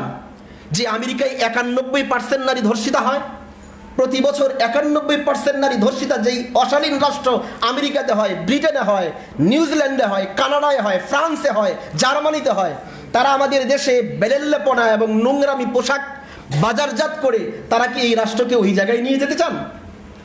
এই অশালীন পোশাকের ক্ষেত্রে আমি ছোট্ট একটি অংশ বলতে চাই, যে অনেকের প্রশ্ন করে, আচ্ছা হুজুর, যে অশালীন পোশাক পরলেই যদি ধর্ষণ বাড়ে, তাহলে প্রশ্ন হলো মাদ্রাসার ছাত্রী ধর্ষিতা হয় কেন? মাদ্রাসায় বলৎকার হয় কেন? খুব বড় সড়ো আকারে আমাদেরকে প্রশ্ন করে বিব্রত করার চেষ্টা করে। আমরা পরিষ্কার বলি যে এর পেছনে ওই অশালীন পোশাক পরিহিতা বার বনিতারাই দায়ী। কারণ যখন একজন যুবক তার মোবাইলে কিংবা রাস্তার বিলবোর্ডে কিংবা তার রাস্তায় কোনো অর্ধনগ্ন নারীকে দেখে, তখন ওই যুবকের অন্তরে যেই কুপ্রবৃত্তি জাগ্রত হয়, কিংবা পর্নোগ্রাফি দেখে কিংবা কোনো নষ্ট মুভির অংশ দেখে কিংবা সিনেমা দেখে তার ভিতরে যেই কুপ্রবৃত্তি জাগ্রত হয়, কুরিপু জাগ্রত হয়, সেটাকে চরিতার্থ করার জন্য তখন সে শুধু একটা শরীর খুঁজে, তখন আর ওই নায়িকা তো আর খুঁজে পাবে না, পর্নোতে দেখা সেই মডেলকে তো আর খুঁজে পায় না। এই জন্য হাতের কাছে যাকে পায় তাকেই সে ধর্ষণে সঙ্গী হিসেবে বেছে নেয়। এই জন্য আমি বলবো, ধর্ষণ বাড়ার পেছনে এই অশালীন পোশাক অবশ্যই দায়ী। পর্দানশীল নারী ধর্ষিত হবার পেছনেও ওই নোংরা পোশাকধারীরাই দায়ী। বড় আশ্চর্য লাগে আমাদের দেশে, যেখানে রাস্তার বিলবোর্ডের মাঝে লেখা থাকে, দেখিয়ে দাও অদেখা তোমায়। এই যে মানে কি দেখাতে চায় আমাদেরকে? দেখিয়ে দাও অদেখা তোমায়, এ কোন দিকে ইঙ্গিত করতেছে? তার ভিতরের কোন অদেখা জিনিস আমাদেরকে দেখাতে চায়? এইভাবে প্রলুব্ধ করে বাংলাদেশে যেভাবে সিনেমা নাটক এর মাধ্যমে অশালীন বস্তু দেখিয়ে যুবকদের মনে কুপ্রবৃত্তি জাগিয়ে ধর্ষণকে মানে প্রলম্বিত করা হচ্ছে, এই বিষয়গুলো আমাদের অবশ্যই খেয়াল রাখতে হবে। এরপরে রয়েছে পর্নোগ্রাফির ছড়াছড়ি, এছাড়া পত্রিকায় উলঙ্গ ছবি, এছাড়া আল্লাহর ভয় না থাকা, বিয়ের ক্ষেত্রে গড়িমসি করা, আমাদের বাবা মায়ের বিয়ের ক্ষেত্রে গড়িমসি করা এবং একাধিক বিয়েকে সামাজিকভাবে খারাপ দৃষ্টিতে দেখা এবং বিচারহীনতা ইত্যাদি বিষয় অবশ্যই অবশ্যই ধর্ষণ বৃদ্ধির কারণ। যদি তাই না হয়, যদি পোশাকের নোংরামি, পর্নোগ্রাফির ছড়াছড়ি, বেরেল্লেপনা এগুলো যদি ধর্ষণ বৃদ্ধির কারণ না হয়, তাহলে আমেরিকা কোনোভাবেই ধর্ষণের শীর্ষে 1 নম্বর রাষ্ট্র হতো না। সুতরাং শুধুমাত্র আইন নয়, বরং আমাদেরকে এর মূল বিষয়গুলো খুঁজে বের করে ধর্ষণের প্ররোচনা দানকারী বিষয়গুলো থেকেও আমাদেরকে হেফাজত থাকতে হবে। এই বিষয়ে আমাদের আইন প্রণয়ন করতে হবে। আল্লাহ তাআলা আমাদেরকে ধর্ষণ ব্যভিচারের মতো জঘন্য কর্ম, জঘন্য বিষয় থেকে এই দেশ, জাতি এবং মুসলমানদেরকে হেফাজত করুন। আসসালামু আলাইকুম ওয়া রাহমাতুল্লাহি ওয়া বারাকাতুহু। অনেক অনেক শুকরিয়া মুফতি লুৎফর রহমান ফরাজি সাহেবকে। এ পর্যায়ে আমাদের মাঝে ইতিমধ্যে উপস্থিত হয়েছেন দর্শন ব্যভিচার রোধে বিশ্বনবী মুহাম্মদ সাল্লাল্লাহু আলাইহি ওয়াসাল্লামের নির্দেশনা শীর্ষক সেমিনারের সম্মানিত বিশেষ অতিথি, তাহফুজে খতমে নবুয়ত বাংলাদেশের সম্মানিত মহাসচিব মাওলানা নুরুল ইসলাম জিহাদি। আমরা তাকে সেমিনারের পক্ষ থেকে আন্তরিক অভিনন্দন জানাচ্ছি। ইসলামী আইন কানুন বাস্তবায়ন কমিটির সম্মানিত আমির মাওলানা আবু তাহির জিহাদি, তিনি আমাদের মাঝে উপস্থিত হয়েছেন, আমরা তাকে অভিনন্দন জানাচ্ছি। এ পর্যায়ে আলোচনা করবেন সায়েন্স ল্যাবরেটরি কেন্দ্রীয় জামে মসজিদ ধানমন্ডি ঢাকা এর সম্মানিত খতিব, তরুণ আলোচক মুফতি শামসুদ্দোহা আশরাফি। তিনি পর্দাহীনতা ও অশালীন পোশাক ধর্ষণের জন্য কেন দায়ী এ বিষয়ে আলোচনা করবেন।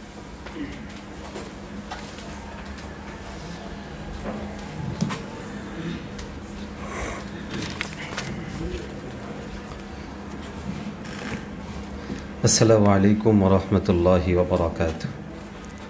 হামিদা ওয়া মুসাল্লিয়া ওয়া মুসাল্লিমা আম্মা বাদ।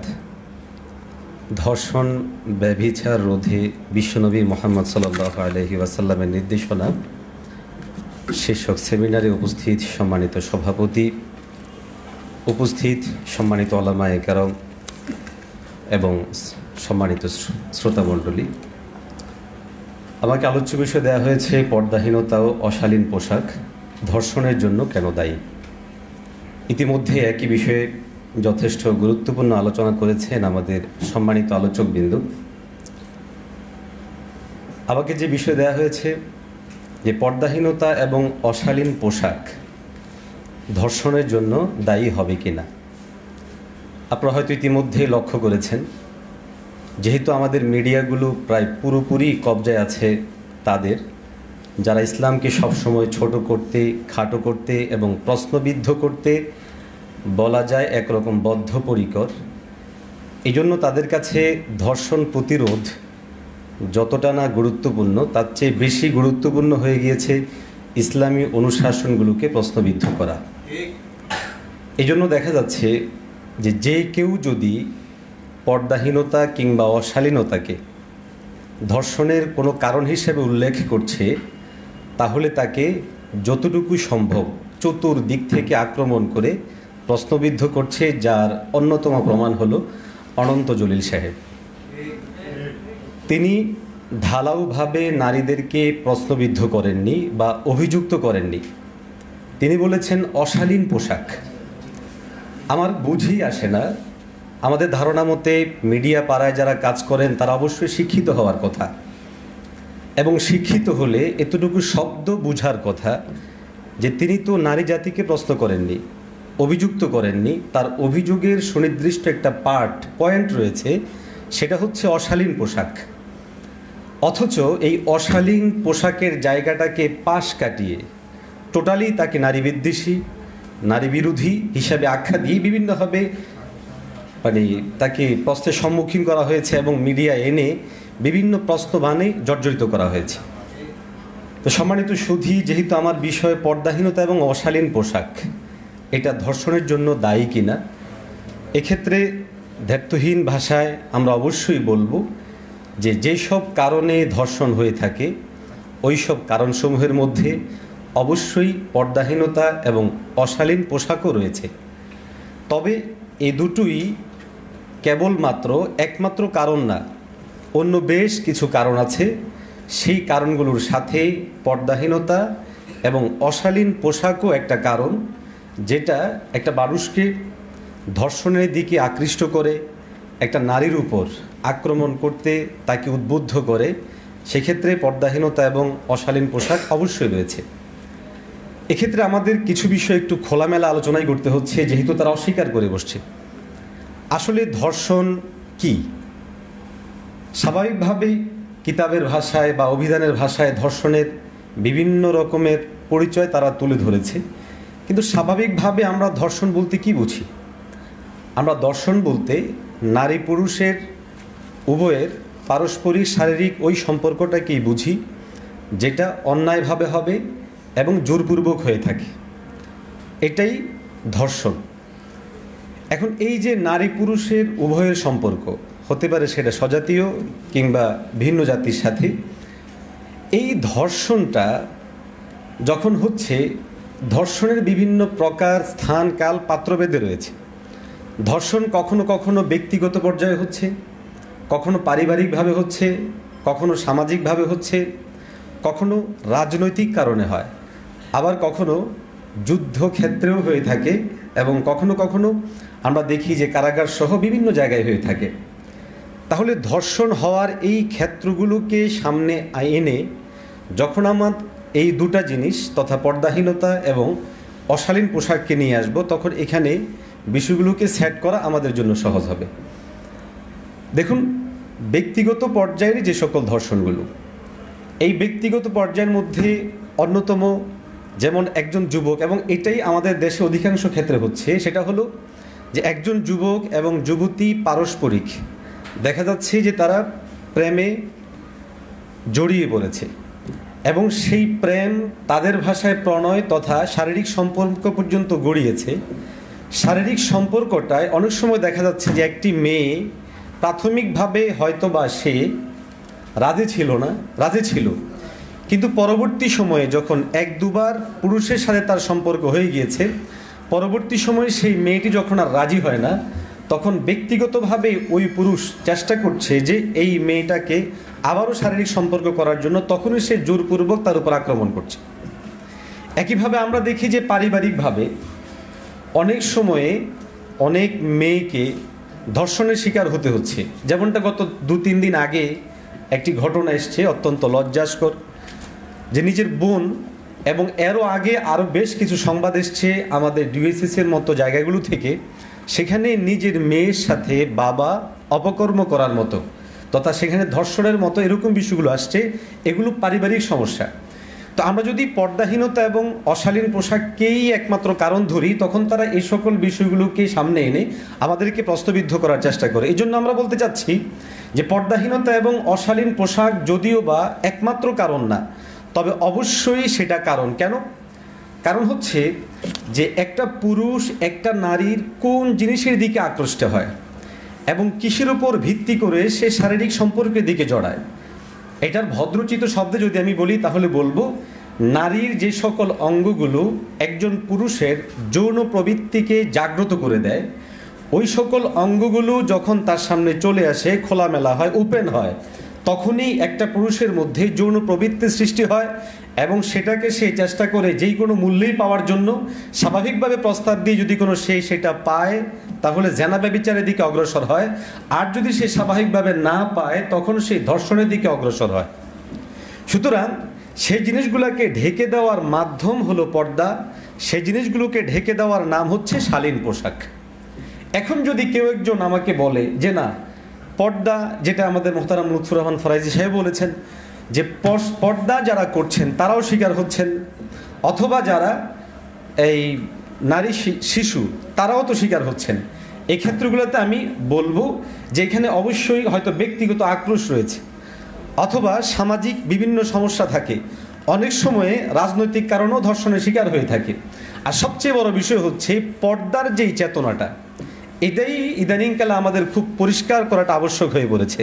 আমাদের লোকসমাজে একটা জিনিস এখন ভালোভাবে ব্যাপকতা ধারণ করেছে, সেটা হচ্ছে এই যে পর্দাকে পোশাকে সীমাবদ্ধ করার একটা জিনিস কিন্তু চলে আসে, যে পর্দা মানেই হচ্ছে মনে হয় যেন বোরকা পরা। দেখুন, বোরকা পরা এটা পর্দা পালনের একটা মাধ্যম, শরীর ঢাকার একটা মাধ্যম, তবে পর্দার আরও বেশ কিছু স্টেপ রয়েছে এবং জেনা ব্যভিচার না হওয়া, ধর্ষণ না হওয়ার জন্য বরং আরও সুদূর প্রসারী নির্দেশনা কোরআনে হাকিমের সূরা নূরের মধ্যে আল্লাহ রব্বে কারীম স্পষ্ট বলেছেন, যেখানে নজরকে নিষিদ্ধ করা হয়েছে।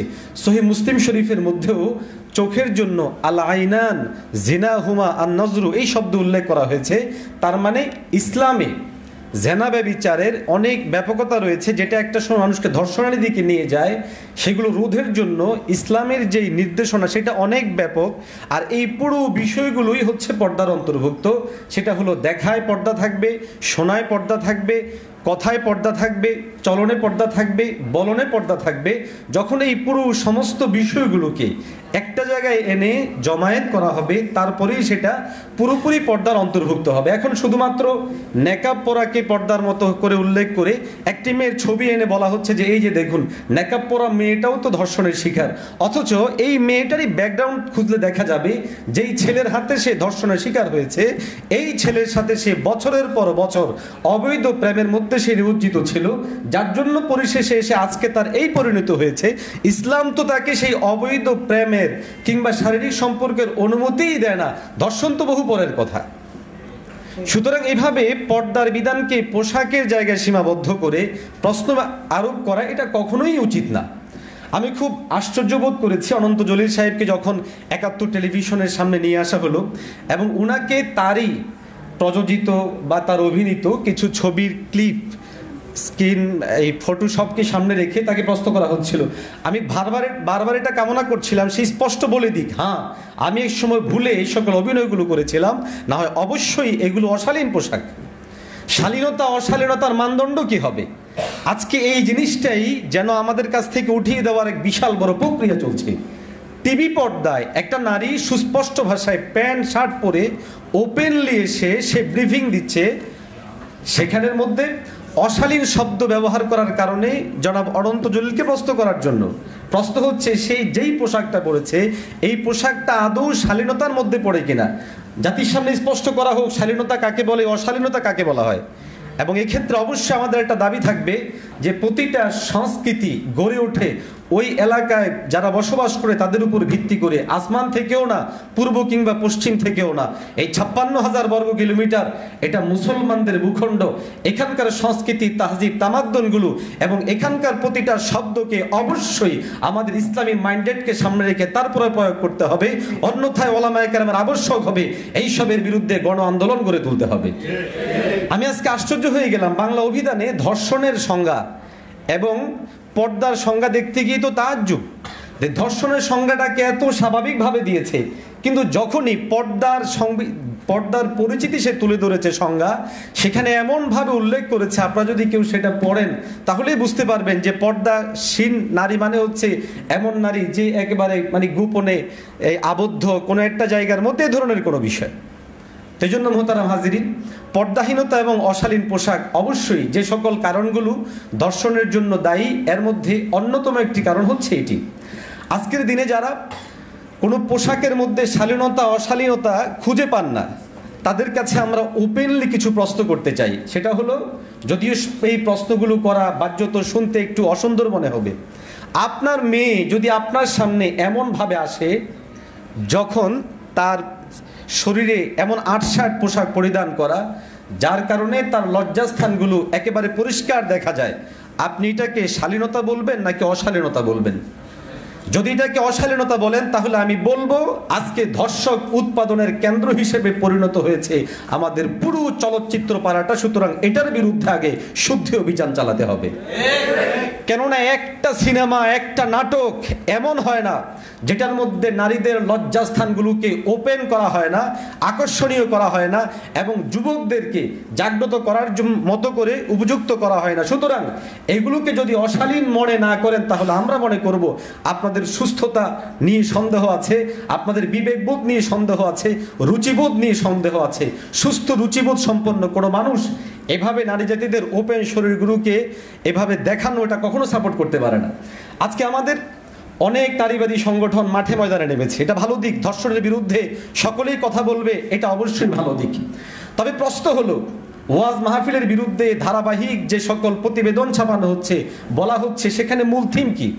মূল থিম হচ্ছে যে ওয়াজ মাহফিলে বক্তাগণ নারীদেরকে নিয়ে বিভিন্ন কথা বলেছেন, সেগুলোর মূল টপিক কি ছিল? মূল টপিক ছিল তারা ধর্ষণ, জেনা, ব্যভিচার ইত্যাদির বিরোধিতা করতে গিয়ে যে সকল কারণে, যে সকল জিনিসগুলোর কারণে ধর্ষণ ব্যভিচার ব্যাপক হচ্ছে, এগুলো উল্লেখ করতে যে হয়তোবা বিভিন্ন চলচ্চিত্র বা সিনেমা পাড়ায় হওয়া বিভিন্ন বিষয়কে সামনে নিয়ে এসছেন।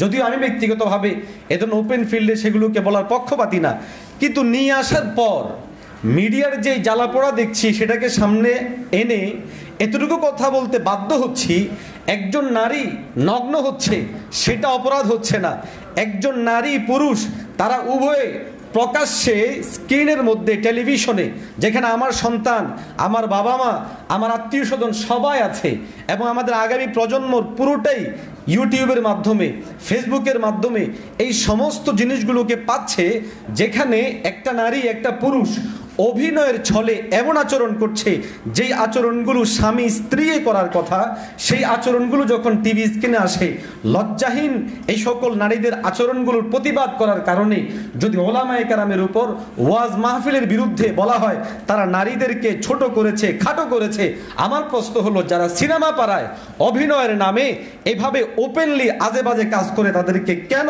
অন্ততপক্ষে আমাদের আইন অনুযায়ীও তাদেরকে আদালত পাড়ায় উত্থাপন করা হবে না? তাদেরকে প্রথমেই আনা উচিত।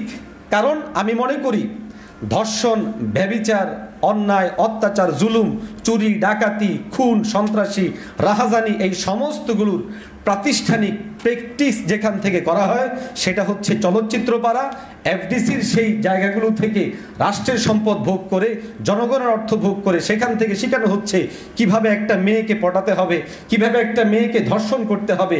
কশ্চিনকালেও তাদের দাবি অনুযায়ী যে এগুলো দ্বারা সতর্ক করা হয়, না না, এগুলো সতর্কীকরণ না, বরং এইগুলোর মাধ্যমে আরো প্রলুব্ধ করা হয় এবং তাদেরকে হাতে কলমে শিক্ষা দেওয়া হয়। কারণ অনেক ছেলে এগুলো জানতো না, পরবর্তী সময় তারা এগুলোকে শিখেছে। মোহতারাম হাজিরিন, প্রাসঙ্গিক আলোচনা হিসেবে চলেই আসে, যেহেতু আমরা জানি যে পর্দা এবং শালীন পোশাকের কথা আসলেই কিছু মানুষ উপস্থাপন করার চেষ্টা করে যে ইসলাম হচ্ছে এমন দিন যেই দিনটা মানুষকে শুধুমাত্র ঘরের মধ্যে বসে থাকার জন্যই বলে, মেয়েদেরকে একেবারে ঘরের মধ্যে আবদ্ধ থাকার জন্যই বলে। আমরা সুস্পষ্ট ভাষায় বলছি, এটি ইসলামের বিরুদ্ধে একটা চূড়ান্ত পর্যায়ের অপপ্রচার। ইসলাম নারী জাতির সুরক্ষার জন্য, তাদের ইজ্জতের হেফাজতের জন্য এবং সর্বোপরি তাদের পুরো জিন্দিগির সেফটির জন্য যতগুলো তৎপরতা রাখা দরকার, ধারাবাহিক সমস্ত তৎপরতাগুলো রেখে এইটার সাথে এই সামঞ্জস্য রেখেই পর্দার বিধান দিয়েছে। যেমন একটা মানুষ ব্যক্তি জীবনে চলার জন্য তার থাকা খাওয়ার ব্যবস্থাপনা দরকার, তার জন্য আবাসস্থলের ব্যবস্থাপনা দরকার, তার পোশাক আশাক দরকার, তার চিকিৎসা সহ যাবতীয় বিষয়গুলো দরকার। এক কথায় তার শারীরিক যত প্রয়োজন আছে সমস্ত প্রয়োজনগুলো পূরণের জন্য ইসলাম তার বিবাহের আগে বাবা ভাইকে, বিয়ের পর তার স্বামীকে এবং পরবর্তীতে তার সন্তানদেরকে দায়িত্ব দিয়েছে, যেগুলোর বিস্তারিত আমাদের ফিক ফতোয়ার কিতাবের মধ্যে স্পষ্ট আছে। এবং ইসলাম নারী জাতিদেরকে তাদের আবাসস্থল, তাদের কাজের জায়গাও নির্ধারণ করে দিয়েছে। আজকে খুব দুঃখের সাথে বলতে হচ্ছে, সেটা হলো সারা পৃথিবীর মানুষ উন্নয়নকে নিছক শুধুমাত্র অর্থনৈতিক উন্নয়নটাকেই মূল দেখছে, কিন্তু মানব উন্নয়ন যেটা, সেই বিষয়টাকে আদৌ মূল হিসেবে নিচ্ছে না। যদি কোনো সেটাকে মূল হিসেবে না নেওয়া হয়, রেজাল্ট কি হতে পারে?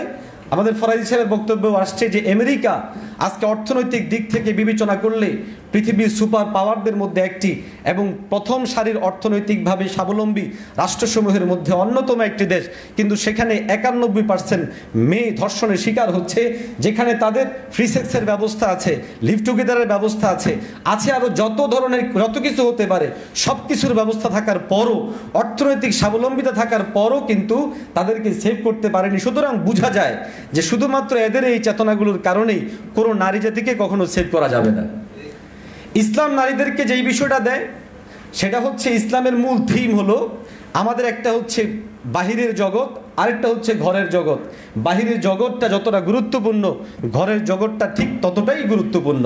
আপনি আমি বাহিরের জগৎকে খুব গুরুত্ব দিলাম, কিন্তু ঘরের জগৎকে গুরুত্ব দিলাম না, ফলাফল কি হবে?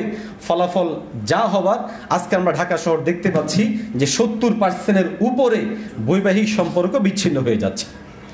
এই জন্য মোহতারাম হাজিরিন, ইসলাম আমাদেরকে ঘর এবং বাহির উভয়টাকে একই সময়ে সুন্দরভাবে পরিচালনা করার জন্য দিক নির্দেশনা দেয়। আর এই জন্যই পুরুষকে জিম্মাদারি দিয়েছে ফুল বাহিরে, নারীকে জিম্মাদারি দিয়েছে পুরোপুরিভাবে ভিতরে। হ্যাঁ, যদি কখনো তার পারিবারিক কোনো সমস্যা দেখা দেয়, ব্যক্তিগত কোনো এমন মেজর সমস্যা দেখা দেয়, অবশ্যই সে বাড়ির বাইরে যেতে পারবে, এতে কোনো সমস্যা নেই। তবে অবশ্যই সেখানে ইসলামী অনুশাসন মেনেই যেতে পারবে। দেখুন, আজকে 2019 এবং 20 সালের যেই আসছে আমাদের সামনে পরিসংখ্যান ধর্ষণের, সেখানেও বাংলাদেশে এখনো পর্যন্ত 1400, অথচ এইটাই ছিল 2018 সালে 700-র একটু বেশি। মাত্র এক বছরে এই পরিমাণ বেড়েছে। কিন্তু আপনি বলুন তো, চলচ্চিত্র পাড়াগুলোতে প্রচারণা এবং তাদের ভাষায় সতর্কীকরণ কি কমেছে না অনেক বেড়েছে? অনেক বেড়েছে। কিন্তু পাশাপাশি আমরা দেখি ধর্ষণটাও বেড়েছে। আমরা আজ থেকে যদি 20 বছর আগে যাই, তখন আমরা দেখব যে ধর্ষণ অনেক কম ছিল, অথচ তদানীন্তনকালে দেখা যাবে যে আজকের ওদের ভাষার এই সতর্কীকরণ খুব কম ছিল, সাবধানতা কম ছিল। সুতরাং আমরা চাই আমার বোন যদি আমাদের সেই বিগত 20 বছর আগে সেই পরিবেশেই ভালো থাকে, সুতরাং সেটাই আমাদের জন্য কল্যাণকর, সেটাই আমাদের জন্য ভালো। আজকে নারীদেরকে সামনে অগ্রসর করানোর নামে, কাঁধে কাঁধে মিলানোর নামে যদি তাদেরকে চূড়ান্ত চ্যালেঞ্জিংয়ে এবং তাদের জীবনকে নষ্ট একটা জায়গায় ছুড়ে দেওয়ার মতো পরিবেশ সৃষ্টি হয়, সেই পরিবেশের কোনো দরকার নেই। আমার মায়েরা যেখানে নিরাপদ, তারা সেই ঘরেই থাকুক, ইসলামী অনুশাসন মেনে চলুক।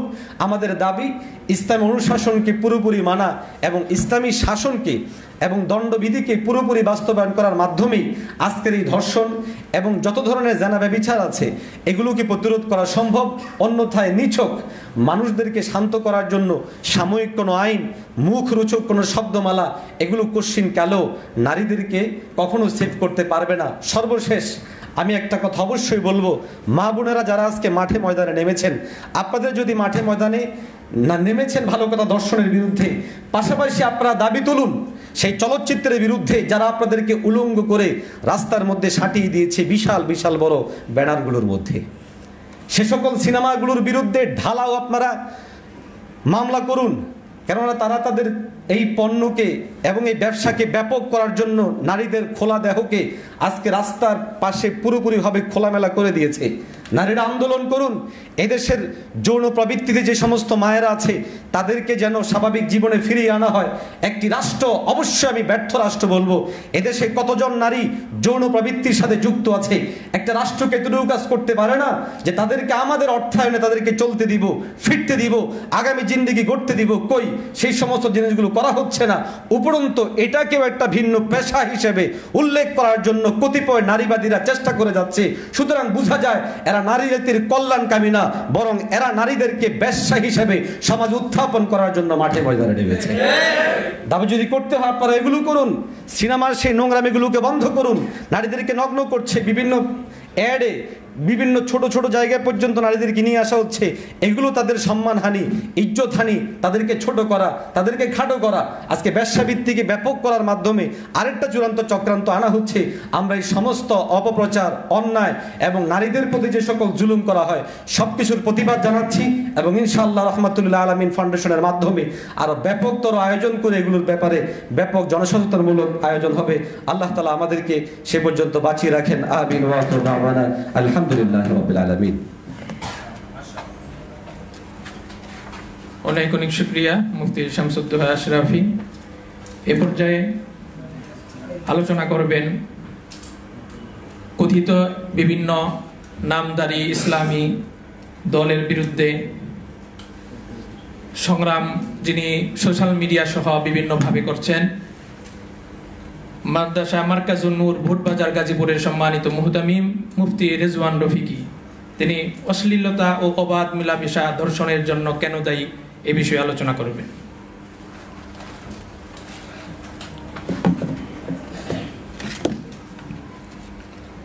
আসসালামু আলাইকুম ওয়া রাহমাতুল্লাহি ওয়া বারাকাতুহু।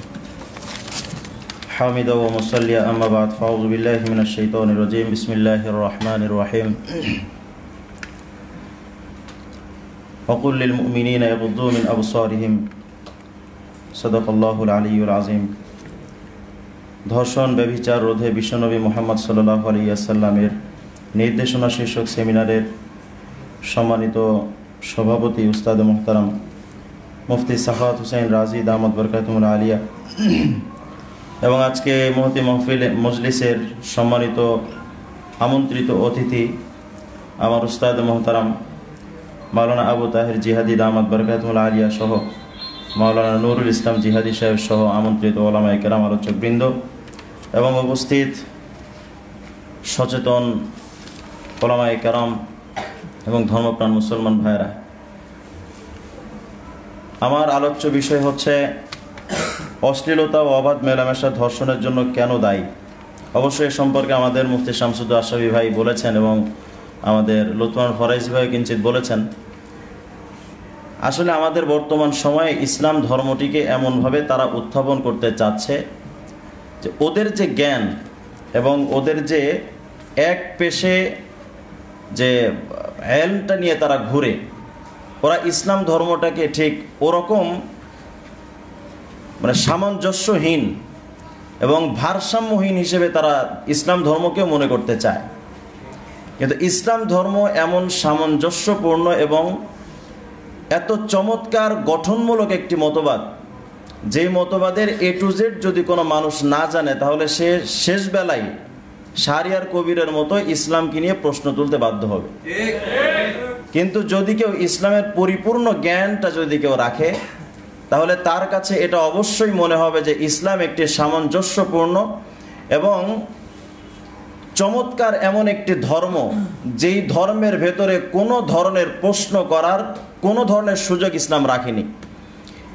কারণ বর্তমান সময়ে যে ধর্ষণ হচ্ছে এটা নিয়ে আমাদের নাস্তিক পাড়া সহ শিক্ষিত অশিক্ষিত মহল সর্বক্ষেত্রে এটা নিয়ে বেশ আলোচনা সমালোচনা, কিভাবে রোধ করা যায় এভাবে চিন্তা করতে করতে ধর্ষণের মধ্যে আরও কয়েক ডজন হয়ে যাচ্ছে। এবং আমাদের নাস্তিকদের মধ্যে, নাস্তিক পাড়ায় বিশেষ করে ৭১ টেলিভিশন সহ এটা নিয়ে তারা যেভাবে আবির্ভূত হচ্ছে মনে হচ্ছে এরা ধর্ষণ এবার বন্ধ করেই ছাড়বে। তারা ইসলাম ধর্মকে এমনভাবে উত্থাপন করেছে যে ইসলাম শুধুমাত্র নারীদেরকে পোশাককেই ধর্ষণের জন্য পোশাককেই দায়ী করে, কিন্তু এটা আদৌ সত্য কথা ছিল না, বরং এটাই ছিল মিথ্যা কথা। কারণ ইসলাম ধর্ম নারীদের ধর্ষণ রোধে এবং জেনা ব্যভিচার রোধে এবং অশ্লীলতা রোধে ইসলাম কিন্তু শুধুমাত্র এক পেশে বক্তব্য দেয়নি। ইসলাম নারীর নিরাপত্তার জন্য মোটামুটি 10টির কাছাকাছি ছিদ্র বন্ধ করেছে। আপনি মনে করেন কোনো পাহাড়ের ভেতরে গেলেন, একটি গুহার ভিতরে আপনি লুকিয়ে থাকলেন, এই গুহার ভিতরে যদি 10-15টা ছিদ্র থাকে, তাহলে আপনার প্রত্যেকটা ছিদ্র যদি আপনি বন্ধ না করেন, তাহলে যে কোনো এক ছিদ্র থেকে সাপ বের হয়ে কিন্তু আপনাকে দংশন করতে পারে এবং সেই দংশনে আপনি আহত হয়ে নিহত হবেন, ধ্বংস হবেন, আপনার জীবন নাশ হবে। ইসলাম ধর্ম নারীদের নিরাপত্তার জন্য যতগুলো ছিদ্র রয়েছে প্রত্যেকটা ছিদ্র বন্ধ করেছে। কিন্তু তথাকথিত নারীবাদীরা শুধুমাত্র কয়েকটা ছিদ্র খুলে রেখে বাকি ছিদ্রগুলো বন্ধ করার জন্য আওয়াজ তুলেছে। যেমন নারীদের ধর্ষণ করার জন্য সবচেয়ে বড় ভূমিকা যেটা রাখে সেটা হলো মানুষের কুপ্রবৃত্তি, অর্থাৎ যুবকদের মধ্যে তাদের যে অবৈধ চাহিদা, এই চাহিদাগুলো সবচেয়ে বেশি ভূমিকা রাখে। এবং দ্বিতীয় পর্যায়ে নারীদের পুরুষের প্রতি আকর্ষণ, অর্থাৎ পুরুষের প্রতি নারীর আকর্ষণ।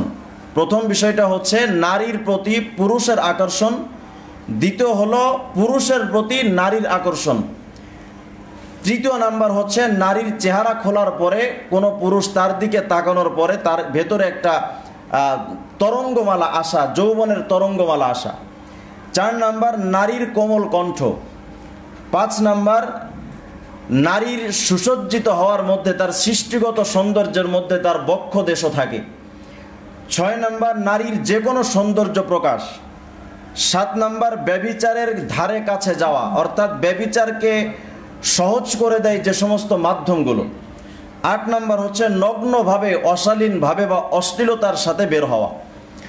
ইসলাম এই সমস্ত ছিদ্রগুলো কিন্তু বন্ধ করেছে। যেমন সূরা নূরের 30 নম্বর আয়াতের মধ্যে আল্লাহ তাআলা পুরুষদের ব্যাপারে বলছেন, অকুল্লিল মুমিনিনা ইয়াগুদ্দু মিন আবসারিহিম, অর্থাৎ একজন নারীকে জেনা ব্যভিচার অথবা ধর্ষণ করা তো দূরের কথা, একজন নারীর দিকে চোখ তুলে তাকানোকেও ইসলাম কিন্তু সমর্থন করেন। সর্বপ্রথম ইসলাম পুরুষকে পরিপূর্ণ লাগামের মধ্যে রেখেছে। দ্বিতীয় পর্যায়ে নারীর, এগুলো সব বিস্তারিত বলতে গেলে আসলে লং টাইমের দরকার, আমি শুধু সংক্ষেপে বলে দিচ্ছি। প্রথমত ইসলাম পুরুষের জন্য সম্পূর্ণ লাগাম দিয়ে দিয়েছে যেন কোনো পরনারীর দিকে না তাকায়।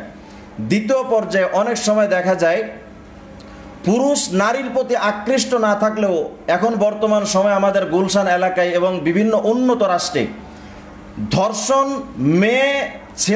ধর্ষণ ছেলেরা মেয়েকে করে না, বরং মেয়েরা ছেলেদেরকে ধর্ষণ করে। এরকম অনেক উন্নত রাষ্ট্র রয়েছে। আপনারা জেনে আশ্চর্য হবেন, আমাদের গুলশান বনানী এলাকায় রাতের গভীরে অনেক ছেলেকে মেয়েরা গাড়িতে করে নিয়ে যায় এবং অবৈধ কাজ করার জন্য। এটা বাংলাদেশের ইতিহাস। উন্নত রাষ্ট্রে কিন্তু এই অবস্থায় আছে নারীদের ছেলেদের প্রতি আকর্ষণ। ইসলাম কিন্তু এই জায়গাটাও বন্ধ করেছে, অকুল্লিল মুমিনাতি ইয়াগুদুদনা মিন আবসারিহিন্না, খবরদার নারী জাতি তোমরা পরপুরুষের দিকেও তাকাবে না অপ্রয়োজনে। এরপরে নারীদের প্রতি পুরুষের যে আকর্ষণের আরেকটি মাধ্যম হলো তাদের কোমল কণ্ঠ, নম্র সুরে কথা বলা।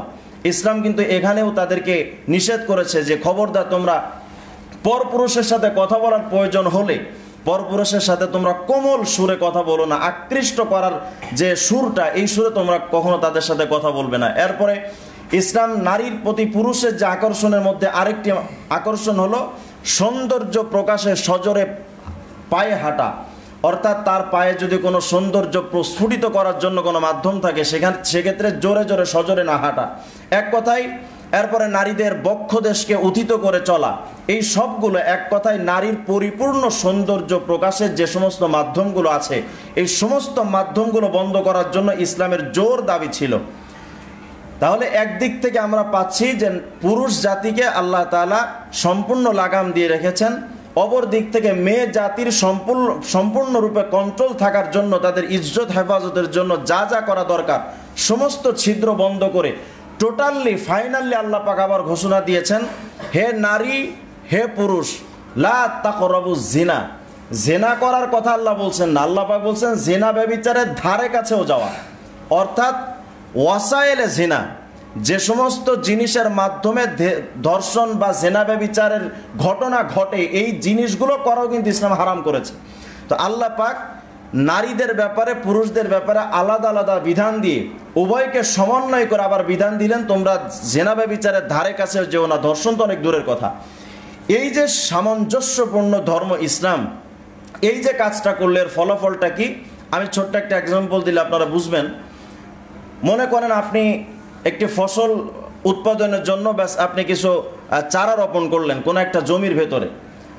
তো চারা রোপণ করার পরে বা বীজ বপন করার পরে এই ফসলটা হেফাজতের জন্য বা সংরক্ষণের জন্য আপনাকে দুটি কাজ করতে হয়। এক নাম্বার হলো ফসলের চতুর্পাশে আপনি বেড়া দিবেন, আর দ্বিতীয় নাম্বার হলো এই ফসলের এলাকায় যদি আপনার কোনো গরু ছাগল বা অন্য গবাদি পশু যদি কেউ আনে বা আপনি নিয়ে আসেন, তাহলে অবশ্যই গবাদি পশুর মুখে লাগাম দিতে হবে, যেটাকে আমাদের যশোরের ভাষায় ঠুসি বলা হয় বা বিভিন্ন জায়গায় বিভিন্নভাবে উত্থাপন করা হয় বা ব্যবহার করা হয়। এক কথায় লাগাম। গবাদি পশুর মুখে যদি লাগাম থাকে, অপর দিক থেকে জমির চতুর্পাশে যদি বেড়া দেওয়া থাকে, এই দুটি প্রতিবন্ধকতা যদি থাকে, তাহলে কোনো গবাদি পশু কিন্তু কোনো ফসলকে নষ্ট করতে বা খেতে পারে না। কিন্তু দুটির কোনো একটা যদি মিস্টেক হয়ে যায়, মনে করেন গবাদি পশুর মুখে লাগাম নেই, সেই গবাদি পশু বা গরুটা ইচ্ছা করলে তার লাগাম ভেঙে কিন্তু সেখানে গিয়ে সে ফসল নষ্ট করতে পারে, খেতে পারে। ইসলাম কিন্তু এই জায়গাটাই চমৎকারভাবে বলেছে যে যদি পুরুষের মধ্যে পরিপূর্ণ কন্ট্রোল থাকে, তাদের যৌবনের উপরে যে লাগামটা ইসলাম দিয়েছে, এই কন্ট্রোলটা যদি থাকে, অপর দিক থেকে নারীও যদি বোরখার মধ্যে আবদ্ধ থাকে, এই দুটি প্রতিবন্ধকতা থাকলে অ্যাক্সিডেন্ট হওয়ার কোনো সম্ভাবনা নাই। কিন্তু যদি শুধুমাত্র আপনারা নারীদেরকে খোলামেলা রেখে আবার যদি পুরুষ জাতিকে আপনারা সেফ থাকতে বলেন, যে তাদের চরিত্রের উপর প্রশ্ন তোলেন, যেই কাজটা আমাদের নারী জাতিরা বা নারীবাদীরা করছে, এক কথায় পুরুষ জাতিকে আপনারা অনৈতিক শিক্ষা দিয়ে আবার নারী জাতিকে উলঙ্গপনার সাথে চলাচল শিখিয়ে ওদিক থেকে পুরুষদেরকে ছেড়ে দিলেন, এদিক থেকে নারীদেরকে ছেড়ে দিলেন, যুদ্ধ তো করবেই ওরা। কিন্তু যদি এমন হতো পুরুষদেরকে আপনারা নৈতিক শিক্ষা দিতেন, অপর দিক থেকে নারী জাতিকে যদি আপনারা পর্দার মধ্যে কন্ট্রোলে রাখতেন, তাহলে আজকের আমাদের সমাজে নিন্দিত ইতিহাস দেখে তসলিমা নাসরিনের চেহারা আমাদের দেখতে হতো না। কিন্তু আমরা দুঃখজনকভাবে সেই বিষয়গুলো আজকে দেখছি আমাদের বাস্তবতাকেই। বাংলাদেশে আজকে নারীবাদীরা ৭১ টেলিভিশন এত খেপে কেন? কারণ তারা দেখছে তারা উন্নত দেশের শিক্ষা ব্যবস্থা আমাদের দেশে শিক্ষা দিয়ে, আমাদের তরুণ সমাজের মধ্যে তারা বিভিন্ন দেশের দাদাবাবুদের শিক্ষা দিয়ে এমন অবস্থা করেছে যে এখন তাদের ছাত্র ছাত্রীরা গণহারে ধর্ষণ জেনা ব্যভিচারের মধ্যে লিপ্ত হচ্ছে। কিন্তু তেঁতুল হুজুরের ছাত্ররা তারা দেখে এই তাদের পরিবেশে আমাদেরকে তো ওই শব্দ বলেই উত্থাপন করা হয়। কয়েকদিন আগেও টেলিভিশনে ৭১ টেলিভিশন তেঁতুল হুজুর বলে চিল্লাচ্ছে। তো আমরা তো সেই ইতিহাসগুলো দেখছি। তোমরা বড় বড় দেশকে মডেল মেনে, কখনো তোমরা আমেরিকাকে মডেল মেনেছো, কখনো তোমরা ব্রিটেনকে মডেল মেনেছো, কখনো তোমরা আমাদের পার্শ্ববর্তী দেশ ভারতকে মডেল মেনেছো। ফলাফল আমেরিকার মধ্যে যেই ধর্ষণ হচ্ছে, ভারতের মধ্যে যে পরিমাণ ধর্ষণ হচ্ছে, ব্রিটেনের মধ্যে যেই ধর্ষণ হচ্ছে, সেই শিক্ষা আমার বাংলাদেশে চালু করে দেওয়ার কারণে সেই শিক্ষায় শিক্ষিত হয়ে শিক্ষক ছাত্রীকে ধর্ষণ করে, শিক্ষিকা পাশে বসে পাহারাদারি করে। পাশাপাশি আমাদের শাইখুল ইসলাম শাহ আহমদ শফি রহমতুল্লাহ আলাইহি সহ দেওবন্দের ওলামায়ে কেরাম আমরা যে শিক্ষা অর্জন করেছি, ফলাফল আমাদের মাদারেসা কওমিয়া দেখেন, আমাদের মাদারেসা কওমিয়ার মধ্যে মহিলা মাদ্রাসাও আছে, কিন্তু তাদের যে পরিমাণ ধর্ষণের ইতিহাস আমরা দেখছি, সেই পরিমাণ ধর্ষণের শিক্ষা কিন্তু আমাদের মাদ্রাসা কেন্দ্রিক নাই। আমি এই ক্ষেত্রে আপনাদেরকে একটি রিপোর্ট পেশ করতে পারি। আজকে যে আমাদের উপর এত প্রশ্ন করা হয় যে হুজুরদের কারণে ধর্ষণ বাড়ছে, তাহলে আমি একটা রিপোর্ট আপনাদের সামনে পেশ করি। অনেক রিপোর্ট আমার কাছে আছে, কিন্তু টোটাল সব বলা যাবে না, নামাজের সময় খুব সন্নিকটে। রাজধানীর বংশালে ৭ বছরের প্রথম শ্রেণীর এক ছাত্রীকে ধর্ষণ করেছে ৪র্থ শ্রেণীর এক ছাত্র। সময় নিউজ 18/1/2020। দৈনিক প্রথম আলো 1/2/2017। পিরোজপুরের নাজিরপুর উপজেলার ২য় শ্রেণীর ৭ম বছরের এক স্কুল ছাত্রীকে ধর্ষণ করেছে কলেজ ছাত্র অমিতাভ সরকার। শুরু হচ্ছে প্রথম শ্রেণী থেকে শুরু। বাংলাদেশ প্রতিদিন 30/9/2020। রাজশাহীর গোদাগাড়ী পৌরসভার মহিশালবাড়ি এলাকায় 3য় শ্রেণীর এক ছাত্রীকে ধর্ষণ করেছে শিক্ষক। কালের কণ্ঠ 13 ডিসেম্বর 2019, স্কুলের প্রধান শিক্ষক সহ 2 প্রতিবেশী ধর্ষণের পর 4th শ্রেণীর এক স্কুল ছাত্রী অন্তঃসত্ত্বা। 12 ডিসেম্বর 2019, বাংলাদেশ জার্নাল, বরিশালের বাকেরগঞ্জে ভোজমহল গ্রামে 5ম শ্রেণীর ছাত্রীকে প্রধান শিক্ষক সহ 2 জন ধর্ষণ করায় গর্ভবতী হওয়ার অভিযোগ পাওয়া গেছে।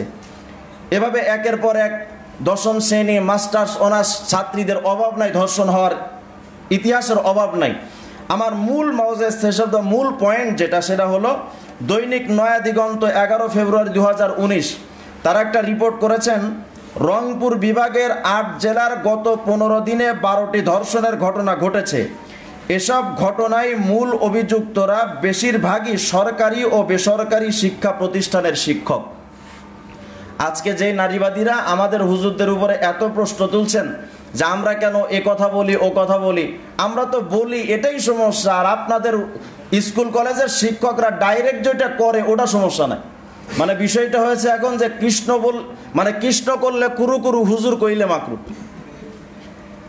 এখন প্রশ্ন তাদের থেকে যে যদি পোশাকই দায়ী হয়, এই জবাবটা আমি কালকেও এক জায়গায় দিয়েছিলাম, যে পোশাকই যদি দায়ী হয় তাহলে বোরখা পরা নারী আর ছোট শিশু বাচ্চারা কেন ধর্ষণের শিকার হচ্ছে? এক্ষেত্রে আমি 2টি উদাহরণ দিলে আপনারা বুঝবেন বিষয়টি। সারাদিন যে লোকটা বাদাম বিক্রি করে, সারাদিন বাদাম বাদাম বলে বিক্রি করে চিল্লায় বেড়ায়, ঘুমের মধ্যে সে কিন্তু বাদামই উচ্চারণ করে। তো পাশ থেকে স্ত্রী ডাক দিয়ে বলে, কিরে তুমি ঘুমের মধ্যে এমন ঠাড়া বড়া ঘুমাইলা কাজে, ঘুমের মধ্যেও তুমি বাদাম বাদাম করে চিল্লাও। তো বাদাম বিক্রেতা ঘুম থেকে ওইটা কয় যে এটা আমার ঘুমের সমস্যা না, এটা আমার কর্মের সমস্যা। তা আজকে আমাদের চতুর্পাশে কখনো মিডিয়ার মাধ্যমে অশ্লীলতাকে ছড়ানো হচ্ছে, বিভিন্ন বোর্ডের মাধ্যমে নগ্ন মেয়েদের ছবিকে তুলে ধরা হচ্ছে, কোথাও আবার স্বশিক্ষার মাধ্যমে নারী আর পুরুষকে একসাথে শিক্ষা দেওয়া হচ্ছে, নাটক সিনেমার মাধ্যমে কিভাবে ধর্ষণ করতে হবে ট্রেনিংগুলো দেওয়া হচ্ছে। সারা দিন 24টা ঘন্টা আমার যুবকদেরকে এই ধর্ষণের ট্রেনিংয়ের মধ্যে রেখে আবার যদি এই প্রশ্ন করেন যে বোরকা পরা নারী কেন ধর্ষণের শিকার হয়, ওরে যে ট্রেনিংটা দিছেন সে তো ট্রেনিংটা অর্জন করে বাস্তবে প্র্যাকটিসে সে তো সেই কাজটা তো করে মানুষকে দেখাবে, এটাই তো স্বাভাবিক। সে যেটা ট্রেনিং দিয়েছে সেই প্র্যাকটিক্যালি সেই জিনিসটা দেখাচ্ছে, বাস্তবতাও হচ্ছে তাই। অপর দিক থেকে আবার তাদের পক্ষ থেকে আবার প্রশ্ন করা হয় যে হুজুররা নারী জাতিকে কোনো সম্মান দেয়নি, হুজুররাই নারীকে সবচেয়ে অসম্মান করেছে। আলেম ওলামারা বাংলাদেশের সবচেয়ে পুরা বিশ্বের মধ্যে আলেমরাই একমাত্র নারীদের সম্মান করেছে। কারণ নারীদেরকে আমরা সম্মান করি বিধায় আমার মা, আমার স্ত্রী, আমার সন্তান, আমার আত্মীয় স্বজনের মধ্যে যে সমস্ত মহিলারা আছেন, মাথার ঘাম পায়ে ফেলে ওলামায়ে কেরাম কষ্ট উপার্জিত সম্পদ দিয়ে তার মায়ের খাবার জোগাড় করে, তার স্ত্রীর খাবার জোগাড় করে। অভাবের তাড়নায় পড়ে কোনো আলেম অভাবের তাড়নায় পড়ে তার স্ত্রীকে গার্মেন্টসে পাঠায় না, টেম্পুর ড্রাইভার বানায় না, অন্যায়ভাবে কোনো আলেম তার স্ত্রীকে গার্মেন্টসে পাঠায় না। কিন্তু আমরা দেখেছি নারীবাদীদের স্লোগান নিয়ে তারা নারীদের সম্মান করতে করতে এখন টেম্পুর ড্রাইভার বানিয়ে ফেলেছে। এই জন্য আমরা এতটুকু শুধু কথা আমরা বলতে চাই। আজকে 71 টেলিভিশনের আমি 2-3টি কথা বলেই শেষ করব। আমাদের মুরব্বিয়ানে কেরাম যারা ওনারা চলে আসছেন, ওনারা কথা বলবেন, একটু খেয়াল করি ভাই, আমি শেষ করে দিচ্ছি। 71 টেলিভিশন আজকে আমাদের ওলামায়ে কেরামের কথাকে কাটছাট করে তারা বিভিন্নভাবে উত্থাপন করছেন। আমাদের শামসুদ্দা আশরাফি ভাই একটা কথা বলছিলেন, আমি গত কয়েকদিন আগে লাইভে কথাটা বলেছিলাম যে আমাদের ওলামায়ে কেরামের আলোচনাগুলো, নারীদের কেন্দ্রিক আলোচনাগুলো যদি এত সমস্যা হয় যে আমরা বলার কারণে ওয়াজ নিষিদ্ধ করার ব্যাপারে আপনারা স্লোগান তুলতে পারেন, তাহলে আমরা যে কথাটা বলেছি এটা যদি আপনাদের কাছে অপরাধ মনে হয়, আমাদের কথাটাই তো সিনেমার মধ্যে আপনারা অভিনয়ের মাধ্যমে দেখান, তাহলে ওয়াজ নিষিদ্ধ করার দাবি তোলার আগে তো আপনার দাদা বাবুদের জি বাংলা বন্ধ করার দাবি উঠানো দরকার ছিল। কিন্তু সেটা তো করতে পারবেন না, কারণ দিন শেষে দাদা বাবুদেরই দালাল তোমরা। আমরা লাস্ট পর্যায়ে একটা কথা বলতে চাই, আমাদের বাংলাদেশে ধর্ষণ বাড়িয়েছে। ধর্ষণ বৃদ্ধির কারণে মূল কারণ কোনটা? আমরা দেখেছি আমাদের বাংলাদেশের নোয়াখালী সুবর্ণচরের 4 সন্তানের জননীকে গণধর্ষণ করা হয়েছিল। আমরা বারবার দেখছি কখনো মৃত্যুকে ধর্ষণ করা হয়েছে। বিভিন্নভাবে আমার বাংলাদেশে ধর্ষণের শিক্ষা দেওয়া হয়েছে, ধর্ষণ করা হচ্ছে। আমাদের বাংলাদেশে ধর্ষণ বৃদ্ধির কারণ ওলামায়ে কেরামের বয়ান নয়, বরং বাংলাদেশে ধর্ষণ বৃদ্ধি হওয়ার মূল কারণ হলো তোমাদের নোংরা রাজনীতির ব্যবস্থাপনা। সেই রাজনীতির ভোট না দেওয়ার কারণে 4জন সন্তানের জননীকে গণধর্ষণের শিক্ষায় শিক্ষিত করা হয়েছে। গণধর্ষণের দৃশ্যপট আমাদের দেখতে হয়েছে। আজকে 71 টেলিভিশন শুধুমাত্র ওলামায়ে কেরামকে তারা নরম পেয়ে আমাদের কথাকে কাটছাট করে তারা সাংবাদিকতার পরিচয় দেননি, বরং সাংঘাতিকের পরিচয় দিয়েছেন তারা। আমরা শেষ একটা কথা বলতে চাই, আজকে আমাদের বাংলাদেশের 90% মুসলমানদের 90% মুসলমানের সাহায্য আর ভিক্ষা নিয়া 71 টেলিভিশন তোমরা আমার বাংলাদেশের সম্প্রচার চালাও। আমার বাংলাদেশের ইসলাম বহির্ভূত, ইসলাম বিরোধী কোন রিপোর্ট যদি তৈরি করতেই থাকো, 2-3 দিনের মধ্যে তোমাদের জনপ্রিয়তা আমরা ওলামায়ে কেরাম দেখিয়েছি। সামান্য ফেসবুকের স্ট্যাটাসের মাধ্যমে তোমাদের লক্ষ লক্ষ লাইক গুলো কমে গেছে, ফলোয়ার কমে গেছে, তোমাদের সাবস্ক্রাইব গুলো কমে গেছে। যদি তোমরা বন্ধ না করো, প্রয়োজন ওলামায়ে কেরাম অনলাইনের প্রতিবাদ ছেড়ে দিয়ে ময়দানে এসে তোমাদের অফিস ভাঙচুর করতে বাধ্য হয়ে যাবে। আল্লাহ তাআলা আমাদের বাংলাদেশের সমস্ত মিডিয়াগুলোকে এই কথা বুঝবার তৌফিক দান করেন। এই দেশে শাহজালাল ইয়ামানি আর শাইখুল ইসলাম শাহ আহমদ শফি রহমতুল্লাহ আলাইহি ওনাদের মতবাদ চলবে। এই বাংলাদেশে শাহরিয়ার কবিরের মুরগি চোরাদের চুরির ইতিহাসে বাংলাদেশে চলবে না। আল্লাহ তাআলা আমাদের সকলকে কথাগুলো বোঝার তৌফিক দান করেন। আসসালামু আলাইকুম ওয়া রাহমাতুল্লাহ। ধন্যবাদ মুফতি রেজওয়ান রফিকি সাহেবকে। আমরা আসরের নামাজের সময় নেব এখন 10 মিনিটের মধ্যে। নিচে নামাজের ব্যবস্থা আছে, নামাজ পড়ে 10 মিনিটের মধ্যে আমরা উপস্থিত হয়ে যাব ইনশাআল্লাহ। দ্বিতীয় পর্বে আমাদের আমন্ত্রিত অতিথির মধ্যে হযরত মাওলানা নুরুল ইসলাম জিহাদি সাহেব উপস্থিত হয়েছেন এবং সম্মানিত আলোচক যারা আছেন সকলে আলোচনা করবেন। আমরা 10 মিনিটের মধ্যে